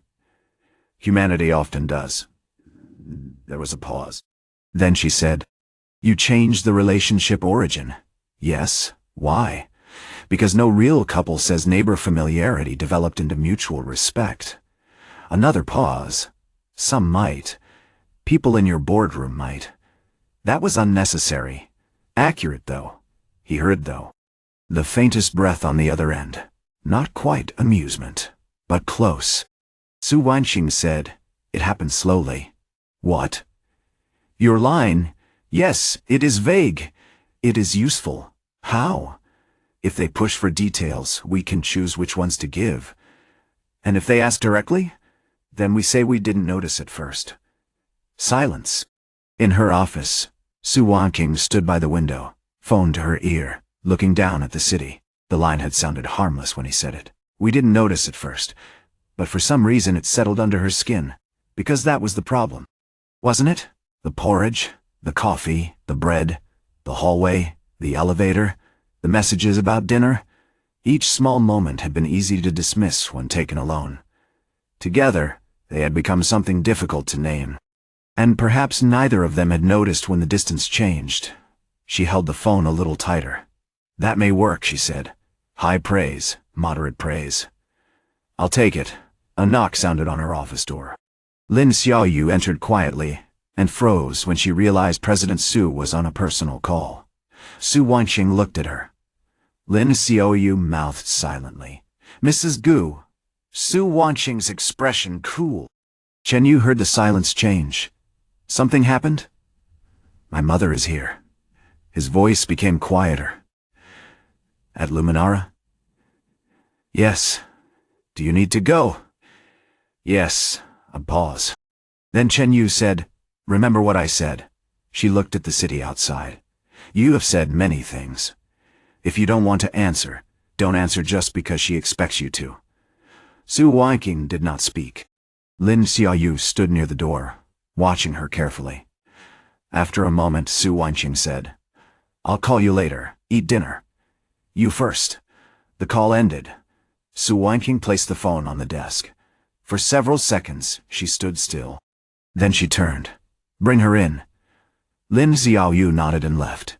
2 minutes later, Gulan entered Su Wanqing's office. Su Wanqing's mother was elegant in a way that made age look like a social skill. She wore a pale beige dress with a tailored coat, pearl earrings, and a soft smile that had probably ended more arguments than shouting ever could. Her hair was neatly styled, her posture graceful, her every movement polished. At first glance, she looked gentle. At second glance, she looked precise. Wanqing. Mother. Gulan looked around the office with quiet approval. Still so clean. You didn't come to inspect my office. Can't I visit my daughter? Su Wanqing looked at her. Gulan smiled. Fine. I came because of Friday. Grandma already told me. Your grandmother tells you what she wants you to hear. And you? I tell you what you need to consider. Su Wanqing sat behind her desk. Gulan took the chair opposite her without waiting to be invited. The office became a different battlefield. No raised voices. No visible anger. Only soft words arranged like chess pieces. Shen Yiken will attend, Gulan said. I know. He has been very patient. I did not ask him to be. Wanqing, mother. Gulan sighed lightly. You're not a child anymore, I'm aware. Then you, should understand that marriage is not only about emotion. I do. Good. Then you should also understand why your father wants you to keep an open mind. My mind is open. It has been closed to Shen Yukin for 2 years. That is because my answer has not changed. Gulan looked at her daughter for a long moment. Her smile remained, but something behind it tightened. Is there someone else? The question landed cleanly. Su Wanking's fingers rested on the desk. Still, too still. For 1 second, Chen Yu's voice returned. If you don't want to answer, don't answer just because she expects you to. She looked at her mother. Yes. Gulan's expression finally changed, only slightly. But enough. Who? Su Wanking's heartbeat remained steady. Mostly. Someone I am getting to know. Name? No? Gulan's smile faded. Wanking, if you are saying this only to avoid Friday's pressure, that would be disappointing. Su Wanking looked at her. This was the moment. The old version of her would have explained, defended, countered, presented evidence. Today, she simply said, "You may be disappointed." The office went silent. Even the city beyond the glass seemed to pause. Gulan studied her daughter. For the first time, uncertainty entered her eyes. Su Wanking did not look away. The meeting lasted another 15 minutes. Gulan asked questions. Su Wanking answered only some. When asked whether he had a family background suitable for the Su family, she replied, "He is suitable for me to know." When asked whether he understood her position, she replied, "He listens." When asked whether he was serious, she replied, "He listens." When asked whether he was serious, she replied, "He respects my pace." Gulan did not like these answers. That was obvious. But she could not easily attack them without appearing unreasonable. That, Su Wanking realized, was exactly what Chen Yu had meant. Honesty was harder to attack. When Gulan finally stood, her expression had returned to soft elegance. "Bring him Friday." "I will. I hope he understands what he is walking into." Su Wanking thought of Chen Yu's dark sweater, his deadpan comments, his refusal to accept money, his handwritten rule at the bottom of the contract. He understands enough. After Gulan left, Su Wanking remained seated for a long time. Lin Xiaoyu eventually entered, carrying a tablet. "President Su?" Su Wanking looked up. "Move the 2:30 meeting? It is already moved." "Then move the next one."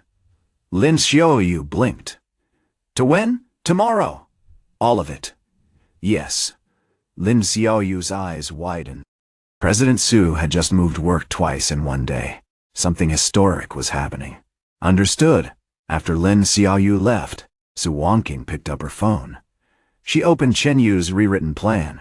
"We got to know each other because we live next door." It happened slowly. She stared at the lines for a long moment, then added one more sentence. "He makes ordinary things feel less difficult." She looked at what she had written, then deleted it immediately. Her face remained calm. Her ears did not. That evening, Chen Yu returned to Harborview carrying takeout. Not for any reason. Certainly not because Su Wanking had told him to eat dinner and he suspected she might forget hers. He simply bought too much. Again. A reasonable accident. He stepped into the lobby. Uncle Wang looked up. 2 portions? Chen Yu stopped. Auntie Liu appeared near the mailboxes like a summoned spirit. 2? Chen Yu closed his eyes. "I eat a lot." Auntie Liu looked at him. Then at the 2 neatly packed dinner boxes. "Xiao Chen, yes, even lies should respect portion size." Uncle Wang nodded. "True." Chen Yu looked at both of them. "This building is hostile." Auntie Liu smiled. To loneliness smiled. To loneliness smiled. Yes, that stopped him for half a second. Just half. Then he walked toward the elevator. Auntie Liu called after him. "Miss Su came back early today." Chen Yu paused. "Early?" "Before 6. That was early. Suspiciously early." He said nothing, and stepped into the elevator. The old machine groaned upward. At the 16th floor, the hallway was quiet. Warm lights, rain-washed window at the far end. Room 1607, room 1608. Chen Yu stood between the doors with 2 dinner boxes in his hand, and the expression of a man confronting the consequences of kindness. He should go home, eat both portions, pretend nothing happened. Then his phone vibrated. Su Wanqing. Su Wanqing, did you eat? He looked at the boxes, then typed, Chen Yu, evidence says yes. Her reply came after a moment. Su Wanqing, evidence? Chen Yu looked at room 1608, then walked over and knocked. The door opened after several seconds. Su Wanqing stood inside wearing a soft gray sweater and loose black pants. Her hair down, her face free of workday sharpness but still composed. Behind her, room 1608 glowed in cool white and silver light. Her laptop was open on the dining table. Of course. Chen Yu lifted one dinner box. Evidence. She looked at it. Then at him. You bought 2. By accident. Again? Recurring issue. Her gaze softened by a fraction. You didn't have to. I know. Then why? He held the box out. Because you moved meetings today. Su Wanqing froze. Chen Yu realized immediately that he had revealed too much. She looked at him. How do you know that? Lin Xiaoyu mentioned you had a busy schedule. When? At lunch? She did not say I moved meetings. Chen Yu paused, then chose honesty. You sounded different after your mother came. The hallway went quiet. That answer reached her more directly than expected. He had noticed through a phone call, not in the same room, not seeing her face, just hearing silence change. Su Wanqing looked at him for a long moment, then stepped aside. Come in. Chen Yu blinked. That was new. He looked at the open door, then at her. Are you sure?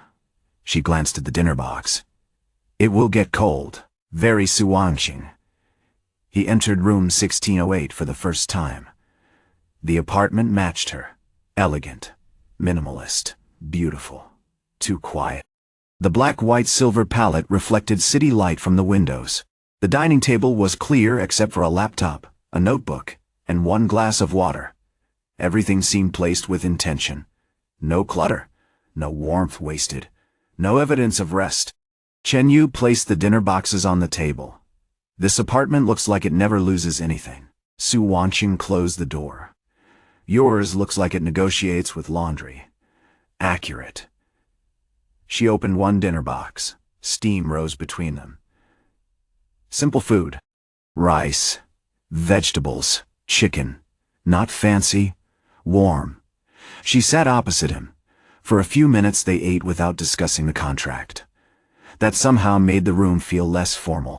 Chen Yu looked around. You came home early. Yes. Because of your mother? Her chopsticks paused. He added immediately. You don't have to answer. I know. She looked at him. That was the difference. Before, silence had been a wall. Now, it had a door. She could choose whether to open it.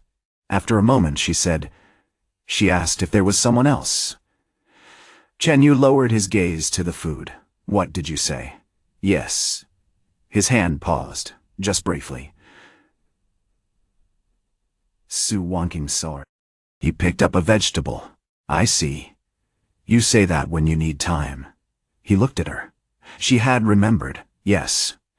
The corner of her lips moved faintly. Then she said, I did not give your name. Thank you. I said I was getting to know someone. He nodded. That is close enough to true. The words settled into the room. Close enough to true. Su Wanqing looked at him. Is it? Chen Yu met her gaze. For once, there was no immediate joke, no deflection, no easy exit. The dining table between them held ordinary food, 2 pairs of chopsticks, an open laptop, and something neither had agreed to name. After a moment, he said, We are getting to know each other. His voice was calm, simple, careful. Su Wanqing lowered her eyes. Yes. The answer was quiet, but not cold. They continued eating. Outside, evening deepened. The windows reflected the city lights of Linhai, 1,000 small glows scattered across blue-black glass. At some point, Su Wanqing closed the laptop. Chen Yu noticed. He did not comment. That was why she knew he noticed. After dinner, he stood to leave. At the door, Su Wanqing walked him out. Room 16-7 waited across the hallway. Chen Yu paused. Friday will be fine. You cannot know that. No. He looked at her. But not knowing is not the same as losing. She said nothing. He added, and if it becomes too much, we stop. The rule again. The line. The line. The one she had needed more than she understood. Su Wanqing nodded. Good night, Chen Yu. Good night, Wanqing. The name no longer shocked her. That was the problem. Chen Yu entered room 1607. The door closed softly. Su Wanqing remained in the hallway for 1 second before returning inside. Inside room 1608, the dinner box still sat on the table. Her laptop remained closed. Her phone vibrated. Grandma Su. This time, Su Wanqing answered. Wanqing, Grandma Su said warmly. Your mother called me. I know. She said you admitted there is someone. Yes. And nothing. Grandma Su chuckled softly. You sound different. I do not. You do. Su Wanqing looked toward the closed door. Outside that door, across the hallway, Chen Yu existed in his warm, slightly messy apartment, probably washing the extra chopsticks because he was the kind of person who would. Grandma Su's voice softened. Did you ask him properly? Su Wanqing was silent. Then she said, Yes. And did he agree? A pause. Yes. For a moment, Grandma Su said nothing.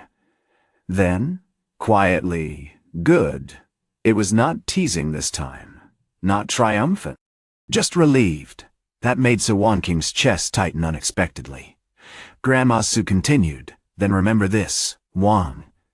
A person who stands beside you because of money can be bought away. A person who stands beside you because he chose to is much harder to lose. Su Wanqing closed her eyes. He refused the money. I know. Of course you do. Grandma Su laughed. Rest tonight. I have work. No. You have Friday. The call ended. You have Friday. Su Wanqing placed the phone down. For once, she did not return to the laptop. She stood beside the dining table and looked at the closed computer, the empty dinner box, the quiet apartment, and the wall beside her. Then she turned off the dining room light. Across the hallway, Chen Yu placed the washed chopsticks on his drying rack and checked his phone. A message from Su Wanqing arrived. Su Wanqing, thank you for dinner. 7th time. He stared at the message, then typed, Chen Yu, rare things. A moment later, her reply came. Su Wanqing. Stop counting. Chen Yu smiled. Then, after a second, typed one more line. Chen Yu. Good night, Wanqing. Inside room 1608, Su Wanqing read the message in the dark. The city lights shimmered against the window. She did not reply immediately. Instead, she stood there with the phone in her hand and realized something quietly terrifying. The performance had not begun on Friday. It had already started, and some parts of it did not feel like performance at all. Friday arrived wearing rain. Not the soft rain of earlier mornings. Not the patient rain that blurred windows and softened the city. This rain came with wind. It swept through Linhai City in silver sheets, rattling balcony rails, bending roadside trees, and turning every streetlight into a trembling reflection across wet pavement. Chen Yu stood in room 1607, wearing the charcoal blazer. He looked at himself in the mirror. The man in the reflection looked calm. That was misleading. The white shirt fit well. The dark trousers were comfortable enough. The blazer sat neatly across his shoulders with the kind of quiet elegance that made him feel like he had borrowed someone else's life and forgotten to return it. He adjusted the cuff once, then again, then stopped. From the kitchen counter his phone vibrated. Li Mailan. Chen Yu stared at the screen. This was not the time, which meant, of course, that it was exactly the time she would call. He answered, "Mom, have you eaten?" He looked toward the untouched piece of bread on the counter. Yes, silence. Dangerous silence. You lied. How? Your voice was too quick. Chen Yu closed his eyes. Mom, I'm busy. Going out? Yes. With who? Work. At night. Social. With who? People. Female people.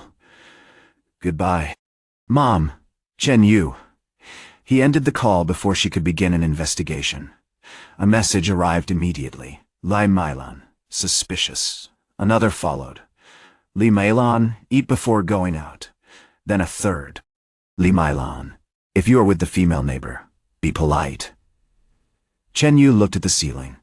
Somewhere in the world, mothers and grandmothers were connected through a network no technology could explain. He put the phone away, then picked it up again. Opened Su Wanqing's chat.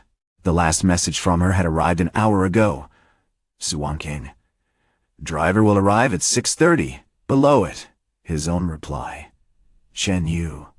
I know. I read the plan. Her reply.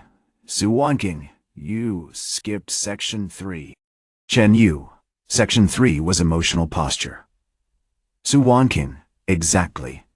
Chen Yu had not known emotional posture could be a section. Now he did. He looked at the time. 6:12 p.m. 18 minutes. He walked to the table and picked up the printed agreement again. Not the formal version. The version they had rewritten together. The one full of edits, rejected phrases, and 2 handwritten lines at the bottom. No lying about feelings that do not need to be lied about. No emotional promises outside agreed boundaries. And beneath those, in his less elegant handwriting, if either party feels uncomfortable, the arrangement stops immediately. He folded the paper carefully and placed it inside his inner pocket. Not because he expected to use it, because he wanted the reminder close. Across the hallway, room 1608 was too quiet. Su Wanqing stood in front of her full-length mirror. She wore a black evening dress beneath a pale wool coat, elegant without being excessive. The dress was simple, fitted, and graceful, with clean lines that made her look even colder than usual. Her long black hair was swept back neatly, a few soft strands left near her face. Pearl earrings caught the warm apartment light. She looked perfect. That was the problem. Perfect was armor. Perfect was expectation. Perfect was how the Su family liked to display things. She looked at the woman in the mirror and felt nothing. No fear, no hesitation, no anger, only a familiar coldness settling into place. Then her phone vibrated. Grandma Su. Su Wanqing answered. Grandma, are you ready? Yes. Did Chen Yu arrive? Not yet. Good. Don't scare him when he does. Grandma, I am serious. So am I. Grandma Su chuckled softly. Then her voice softened. Wanqing. Su Wanqing's fingers paused at the edge of her sleeve. What? If you feel uncomfortable, leave. The room went quiet. For a moment, Su Wanqing said nothing.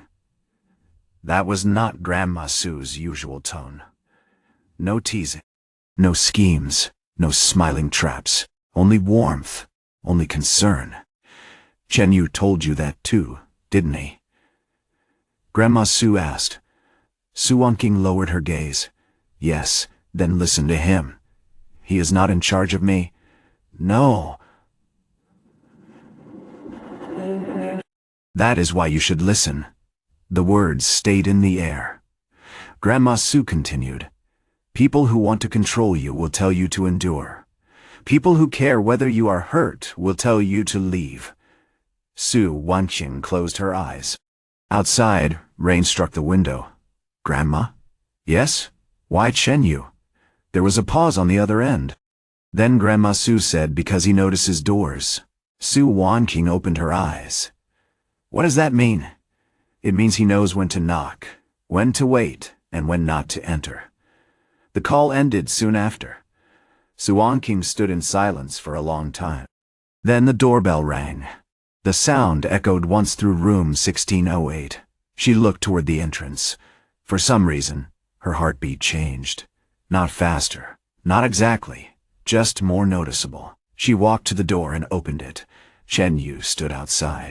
Charcoal blazer, white shirt, dark trousers, neatly styled hair that still resisted complete discipline. He looked uncomfortable with how well he looked. That made the outfit better. For a second, Su Wanqing forgot the family dinner, forgot Yunhai Pavilion, forgot Shen Yikin, forgot the Su family waiting with smiles sharpened behind etiquette.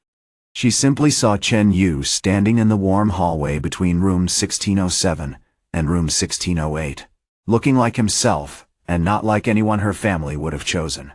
That mattered too much. Chen Yu looked at her too.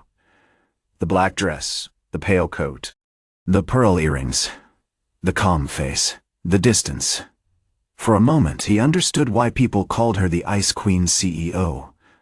Not because she looked cold, because she looked untouchable. Then he saw her fingers. Still, too still. He looked back at her face. You look ready for war. Su Wanqing's expression remained calm. You look like someone forced into formal wear. I was. You agreed. Under pressure. You signed. Also under pressure. Her eyes moved faintly. Almost amusement. Almost. Then Chen Yu reached into his inner pocket and took out the folded agreement. Su Wanqing looked at it. He did not unfold it. Just held it up briefly. Reminder. Her gaze softened by a fraction. If either party feels uncomfortable, the arrangement stops immediately, she said. Good. You remember. I wrote the official version. I wrote the useful part. Debatable. Not tonight. She looked at him. The hallway was quiet. Warm light rested between them. Then she nodded. Not tonight. They walked to the elevator together. Room 1607 and room 1608 disappeared behind them as the old machine arrived with a groan that sounded offended by formal clothing. Chen Yu stepped inside and held the door. Su Wanqing entered. The doors closed. For several floors, neither spoke. Their reflections stood side by side in the worn metal doors. Not touching, not too far apart. Closer than they had been weeks ago. Farther than Annie Lu would have preferred. Chen Yu glanced at the reflection. Distance? Su Wanqing also looked at the reflection. Acceptable. That's high praise. Moderate. Still. The elevator shuddered. Chen Yu looked up. If this elevator breaks tonight, I'm taking it as a sign. Of what? That Harbor View disapproves of formal events. Harbor View disapproves of maintenance. Also true. Her lips moved. Just slightly. Then the elevator reached the lobby. The doors opened. Harbor View was waiting. Auntie Lu stood near the mailboxes. Uncle Wang sat behind the desk. A retired Uncle Chen Yu, vaguely recognized from the 15th floor, stood with a small dog under one arm. Someone's delivery rider held a bag of food and pretended not to stare. Auntie Lu saw them first. Her eyes widened, then shone. Then nearly achieved spiritual enlightenment. Xiao Chen. Chen Yu stopped. Please don't. Auntie Lu covered her mouth. I haven't said anything. Your face did. Uncle Wang lowered his newspaper. Hard not to. Chen Yu looked at him. Not you. Too. Uncle Wang gave Su Wanqing a respectful nod. Miss Su Wanqing nodded back. Uncle Wang. Auntie Liao looked at Chen Yu's blazer with deep satisfaction. Good, very good. Miss Su chose well. Chen Yu sighed. The sweater did not deserve this betrayal. The retired uncle with the dog nodded solemnly. The blazer is better. Chen Yu looked at him. Who are you? 15th floor. Why are you involved? The dog barked. Once, Auntie Liu said, even Xiao Bao agrees. This building is impossible. Su Wanqing almost smiled. Not enough for the lobby to see. Enough for Chen Yu. He glanced at her and lowered his voice. Performance assessment? Possible. Again, high praise. Don't get used to it.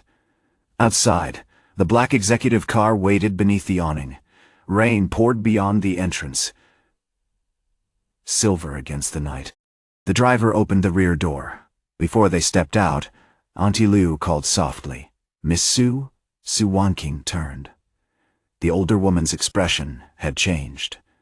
Still bright, still nosy, but warmer now. Don't let them bully you. The lobby quiet. Even Uncle Wang stopped moving. Su Wanqing looked at her. For once, the answer did not come immediately. Then she nodded. "I won't." Auntie Liu smiled. "Good, Xiao Chen, is there any way?" Shen Yu said. "Auntie Liu?" "I am only stating facts." Uncle Wang lifted his newspaper again. "Go before she gives instructions." "Wise," Chen Yu said. They stepped into the rain. The driver held an umbrella, but wind still carried droplets beneath it. Su Wanqing's coat stirred slightly. Chen Yu shifted closer on instinct, blocking some of the rain without touching her. It was a small movement. Almost nothing. Su Wanqing noticed. Of course she did. She did not move away. That was also almost nothing. Yet it stayed. Inside the car, the world narrowed to soft leather seats, rain-blurred windows, and the low hum of traffic. The driver pulled away from Harbor View. The apartment building receded behind them, warm lobby lights glowing like a small island in the rain. For several minutes neither spoke. Su Wanqing looked out the window. Chen Yu looked at the city. Linhai at night was a river of reflected lights. Towers rose through rain. Cars moved slowly across flooded intersections. People huddled beneath umbrellas, their silhouettes bending against the wind. The city looked both beautiful and exhausted. Chen Yu broke the silence first. "Any final instructions?" Su Wanqing did not turn. "Don't accept anything Shen Yichen says at face value. Already planned. Don't mention Ghost." His expression did not change. Not even slightly. "Why would I mention Ghost? Someone may bring up technology. Luminara. Investments. Right. Ghost is a myth in those circles. People like using the name to sound informed." Chen Yu looked out the rain-blurred window. "Is he?" Su Wanqing turned her head slightly. "What? A myth?" She thought about it. Maybe. A beat. No one knows who he is. Some people think Ghost is a team. Some think he is a former overseas researcher. Some think the entire identity is a branding strategy. Chen Yu's reflection remained calm in the window. "What do you think?" Su Wanqing looked at him. "I think anyone who can change an industry while remaining unseen is either very cautious, very tired, or both." Chen Yu was quiet for a moment, then smiled faintly. "That's a generous answer. It is an analytical answer. Of course." She studied him for half a second, then looked away. The hidden identity stayed safe, for now. The car continued through rain. At 7:30, Yunhai Pavilion appeared through the storm. It was not a restaurant so much as a statement. A private dining estate built beside the river, all dark wood, glass walls, lantern-lit walkways, and landscape gardens shimmering with rain. Warm golden light spilled from its entrance, reflecting across black stone steps. Luxury cars lined the driveway beneath large umbrellas.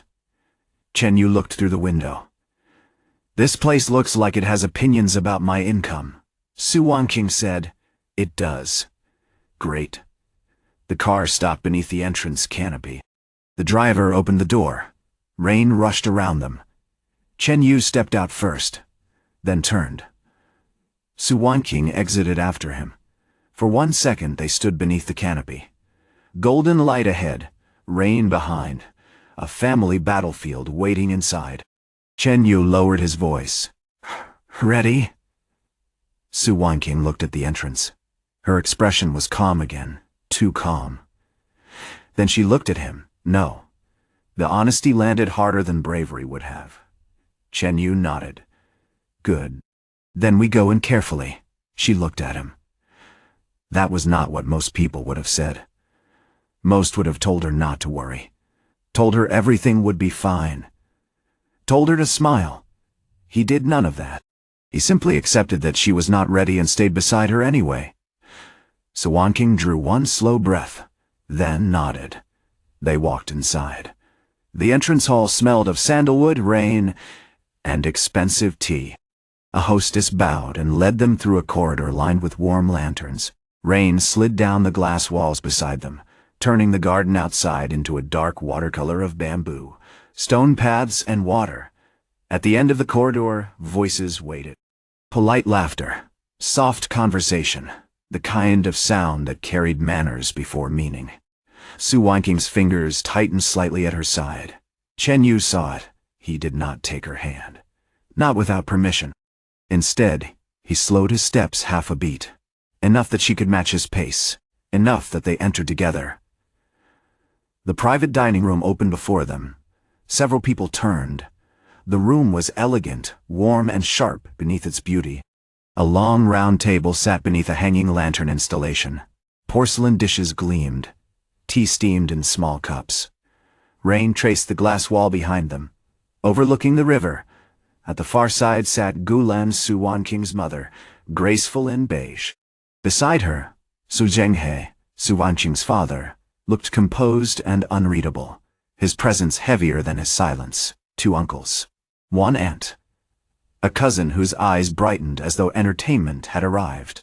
And near the center, standing as if placed there by design, was Shen Yixin. Tall, handsome, perfectly groomed. Dark tailored suit, polite smile. The kind of man who looked like every family elder's answer to a question nobody had asked their daughter. His gaze moved from Suwanking to Chen Yu. Slowly, politely, measuring. Suwanking stopped for one fraction of a second.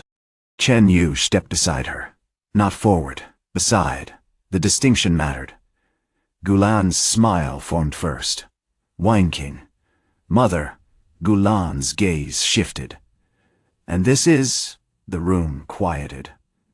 Not completely, but enough. All the polite conversation thinned into a tension. Suwanking opened her mouth. For the first time that evening, the words did not come immediately. Chen Yu felt it. The hesitation, the weight of the room. The eyes, the years behind the question. He remembered the rule. No emotional promises outside agreed boundaries. No lying about feelings that do not need to be lied about. He also remembered what they had practiced. We are getting to know each other. It happened slowly. But practice had never included the way Suwanking looked standing inside her own family's expectations. Cold. Elegant. Alone. He could introduce himself. That would be polite. He could wait. That would be safe. Instead, he turned slightly toward Gulan and spoke calmly. Good evening, Annie Gu. His voice was steady, respectful, warm enough without being submissive. My name is Chen Yu. Then he looked briefly at Suwanking. Not for permission. Not exactly. For alignment. She looked back. One heartbeat. Two. Then he continued. I'm the person Wanking is getting to know. The room changed. Not loudly. Not dramatically. But every gaze sharpened. Gulan's smile remained in place. Su Zhenghe's eyes narrowed slightly. The cousin nearly dropped a peanut. Shen Yikin's polite expression did not move, but the warmth behind it cooled. Suwanking stood beside Chen Yu. Wanking. He had said it naturally, not too intimate, not too distant, not as performance. The name settled into the room like a quiet challenge. Gulan looked at him for a long moment, then smiled. Chen Yu. Yes. What do you do? Suwanking's fingers tightened. There it was, the first blade. Chen Yu smiled faintly. Office work. Documents, systems, meetings that could have been messages. The cousin made a sound suspiciously close to a laugh. Su Zhenghe did not smile. Gulan's gaze remained gentle. How modest. Mostly accurate. Shen Yiqian stepped forward with smooth timing. Miss Su did not mention she was bringing a guest. His voice was warm, polished, friendly enough to be difficult to dislike. Su Wanqing looked at him. Now you know. The cousin's eyes brightened again.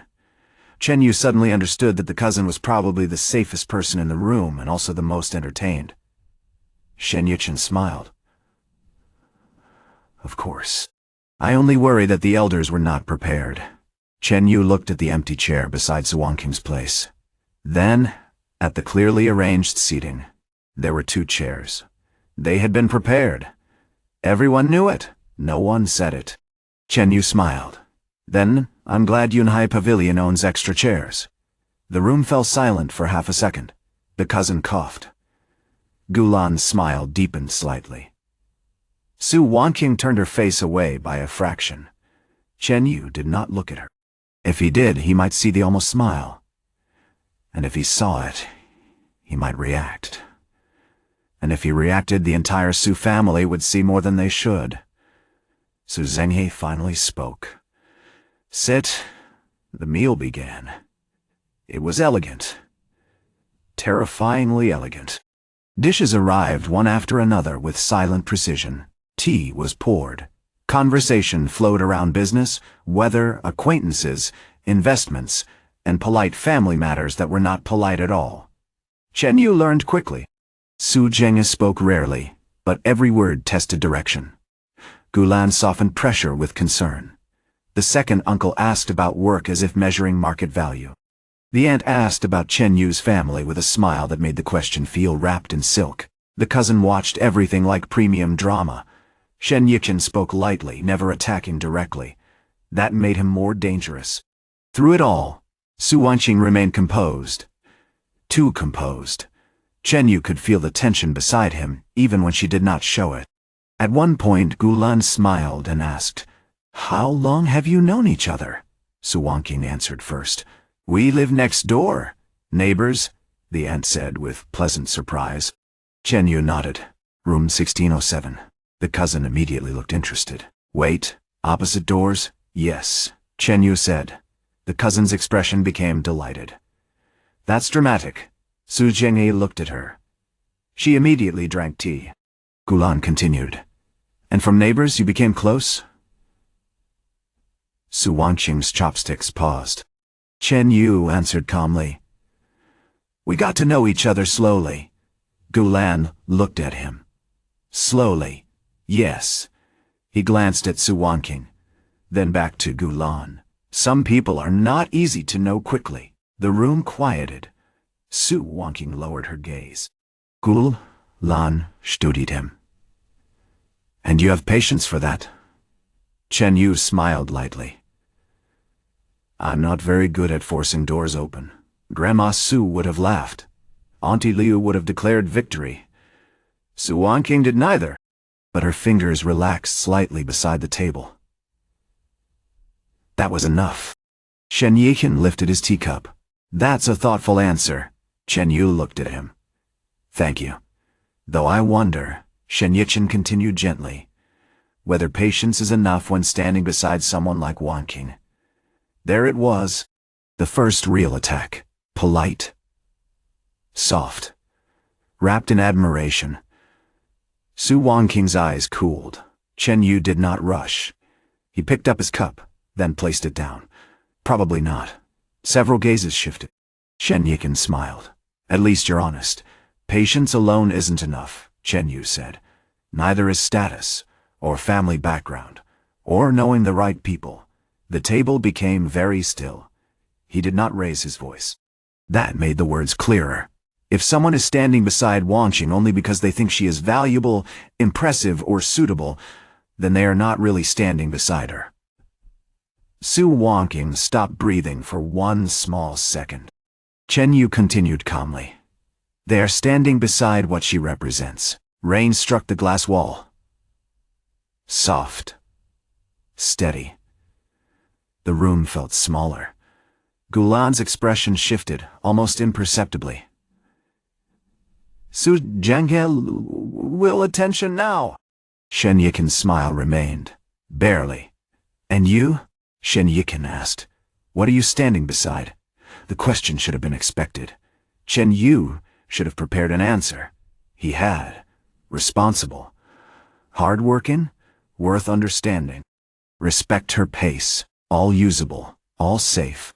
But at that moment, Su Wanqing sat beside him with her expression cold, and her hands still, surrounded by people who spoke as though her future were a negotiation table.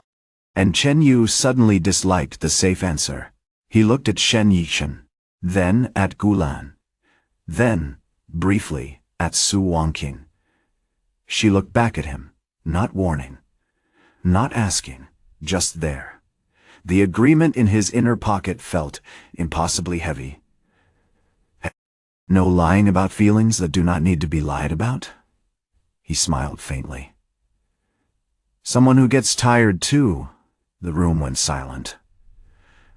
The answer was not impressive, not strategic, not glamorous, but it reached Su Wanqing like a hand touching the edge of a closed door without pushing.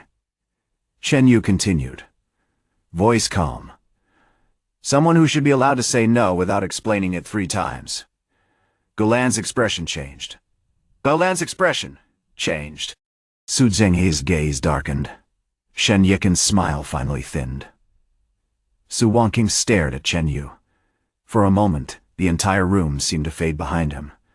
The rain, the lantern light, the expensive dishes, the family expectations, all of it receded. Because he had not said she was beautiful, or successful, or brilliant, or worthy of admiration. He had said she was tired. He had seen the one thing everyone else politely ignored. The cousin slowly lowered her teacup, eyes wide. The second uncle cleared his throat. Gulan's voice remained gentle. Mr. Chen, that is quite direct. Chen Yu nodded. I know. I'm sorry if it was rude. Are you always this direct? No. He looked at Su Wanqing. Only when necessary, the word settled. Necessary. Su Wanqing's eyes lowered. Her fingers, hidden beside the table, curled slightly against the fabric of her dress. Then, something unexpected happened. Under the table, not touching him directly, she moved her hand closer. Not enough to hold. Not enough for anyone else to see. Just closer. A quiet signal. Chen Yu felt the movement. He did not take her hand. Not yet. He placed his own hand on the table edge instead, visible, steady, available. Her gaze flickered toward it. For the first time that evening, the line between performance and truth became dangerously thin. Su Zhenghei spoke, Wanqing. She looked at her father. Yes, is this what you want? A direct question. Finally, the room waited. Su Wanqing's old answer rose automatically. I can handle it. I know what I am doing. This is my decision. All correct. All armored. Then she looked at Chen Yu's hand resting near the table edge. Not reaching. Not reaching. Not claiming. Only there. She looked back at her father. I want to choose for myself. Her voice was calm. Clear. Not loud. But it cut through the room more sharply than anger would have. Gulan's fingers tightened around her teacup. Su Zhenghei stared at his daughter. Shen Yichen lowered his gaze for the first time. The cousin looked as though she might applaud and wisely chose not to. Su Wanqing continued. If I choose wrong, that is also mine. No one spoke. For years, the Su family had praised her competence when it benefited them, then doubted her choices when those choices became personal. Tonight, she did not argue. She simply drew the line. Chen Yu sat beside her and said nothing, because this was not his line to draw. It was hers. For the first time all evening, Gulan looked less certain. The meal did not collapse after that. Families like the Su family did not collapse publicly. They recovered, changed topics, smiled, moved to business. Pretended emotional earthquakes were minor table vibrations, but the balance had shifted. Everyone felt it. Shen Yiken became more reserved. The second uncle stopped asking about Chen Yu's career. The aunt spoke about weather. The cousin quietly sent a message under the table with the expression of someone reporting breaking news to herself. By the time dessert arrived, Su Wanqing had eaten more than Chen Yu expected. He noticed. She noticed him noticing. Neither mentioned it. After dinner, Gulan stood near the private room entrance. Mr. Chen Yu turned. Yes, Auntie Gu? Her smile remained graceful. You are different from what I expected. I get that sometimes. Wanqing is not an easy person. Su Wanqing's expression cooled. Wanqing's expression cooled. Chen Yu answered before the sentence could become sharper. No one worth knowing is easy. Gulan looked at him. For a second, her polished softness faltered. Then she smiled again. Take care on the way back. Thank you. As they walked toward the entrance corridor, Shen Yiken stepped beside them.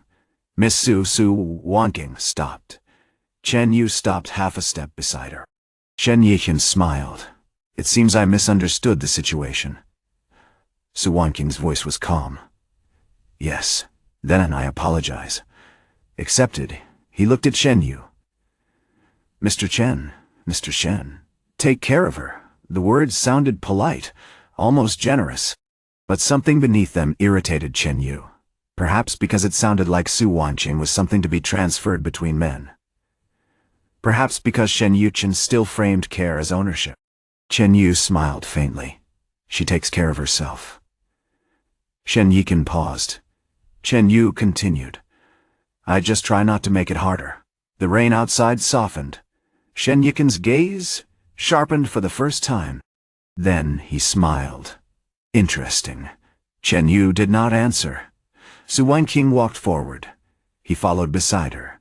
The corridor outside the dining room was lined with glass. Rain traced silver lines down the panels. Beyond them, the garden lanterns glowed softly among bamboo and stone. Only when they were alone did Su Wanqing stop. Chen Yu stopped too.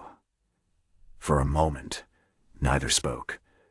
The sounds of the dining room faded behind them. Su Wanqing looked at the rain. You said too much. I know. You were supposed to keep it simple. I know. You may have offended them. Probably. She turned to him. Her expression was unreadable. But her eyes were not cold. Why? He thought about joking. Could have said Shen Yiken annoyed him. Could have blamed the tea. Could have called it performance, but the agreement rested in his pocket. No lying about feelings that do not need to be lied about.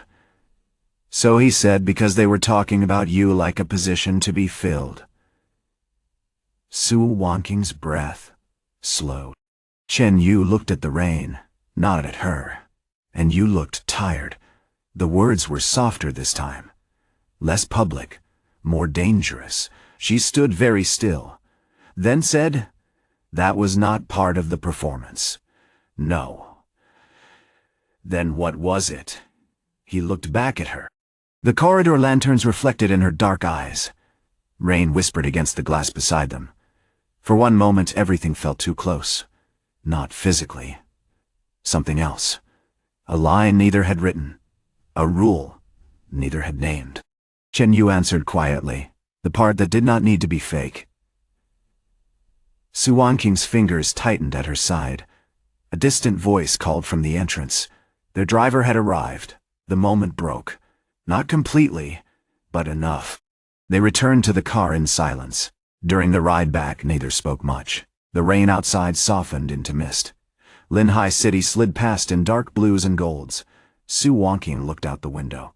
Chen Yu looked at his hands. Both were thinking about the same sentence, the part that did not need to be fake. When the car reached Harbor View, the rain had nearly stopped. The lobby lights glowed warmly through the glass doors.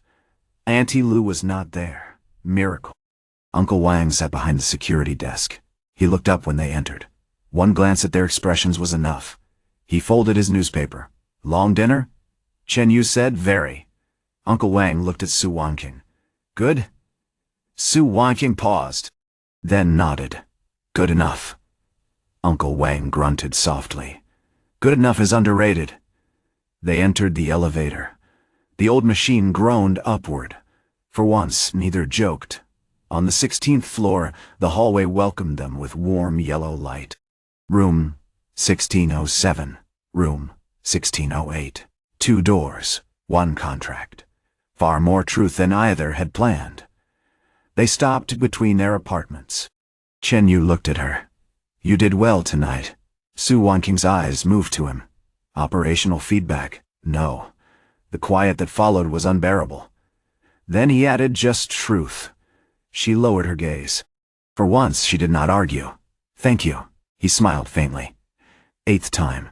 Her eyes lifted. "Chen Yu, sorry." "You are not sorry. Not really." The corner of her lips moved. Small. Tired. Real. Then she said, "You did well too." He blinked. Was that operational feedback? No. A pause. Just truth. The hallway seemed to grow warmer. Neither moved. Then Su Wanqing's phone vibrated. Both looked down. Grandma Su. Su Wanqing answered. "Grandma, how was dinner?" Su Wanqing looked at Chen Yu. He looked back. For once she did not know what to say. Grandma Su's voice softened. "Wanqing?" Su Wanqing held the phone quietly. Then said, "He did not embarrass me." Chen Yu raised an eyebrow.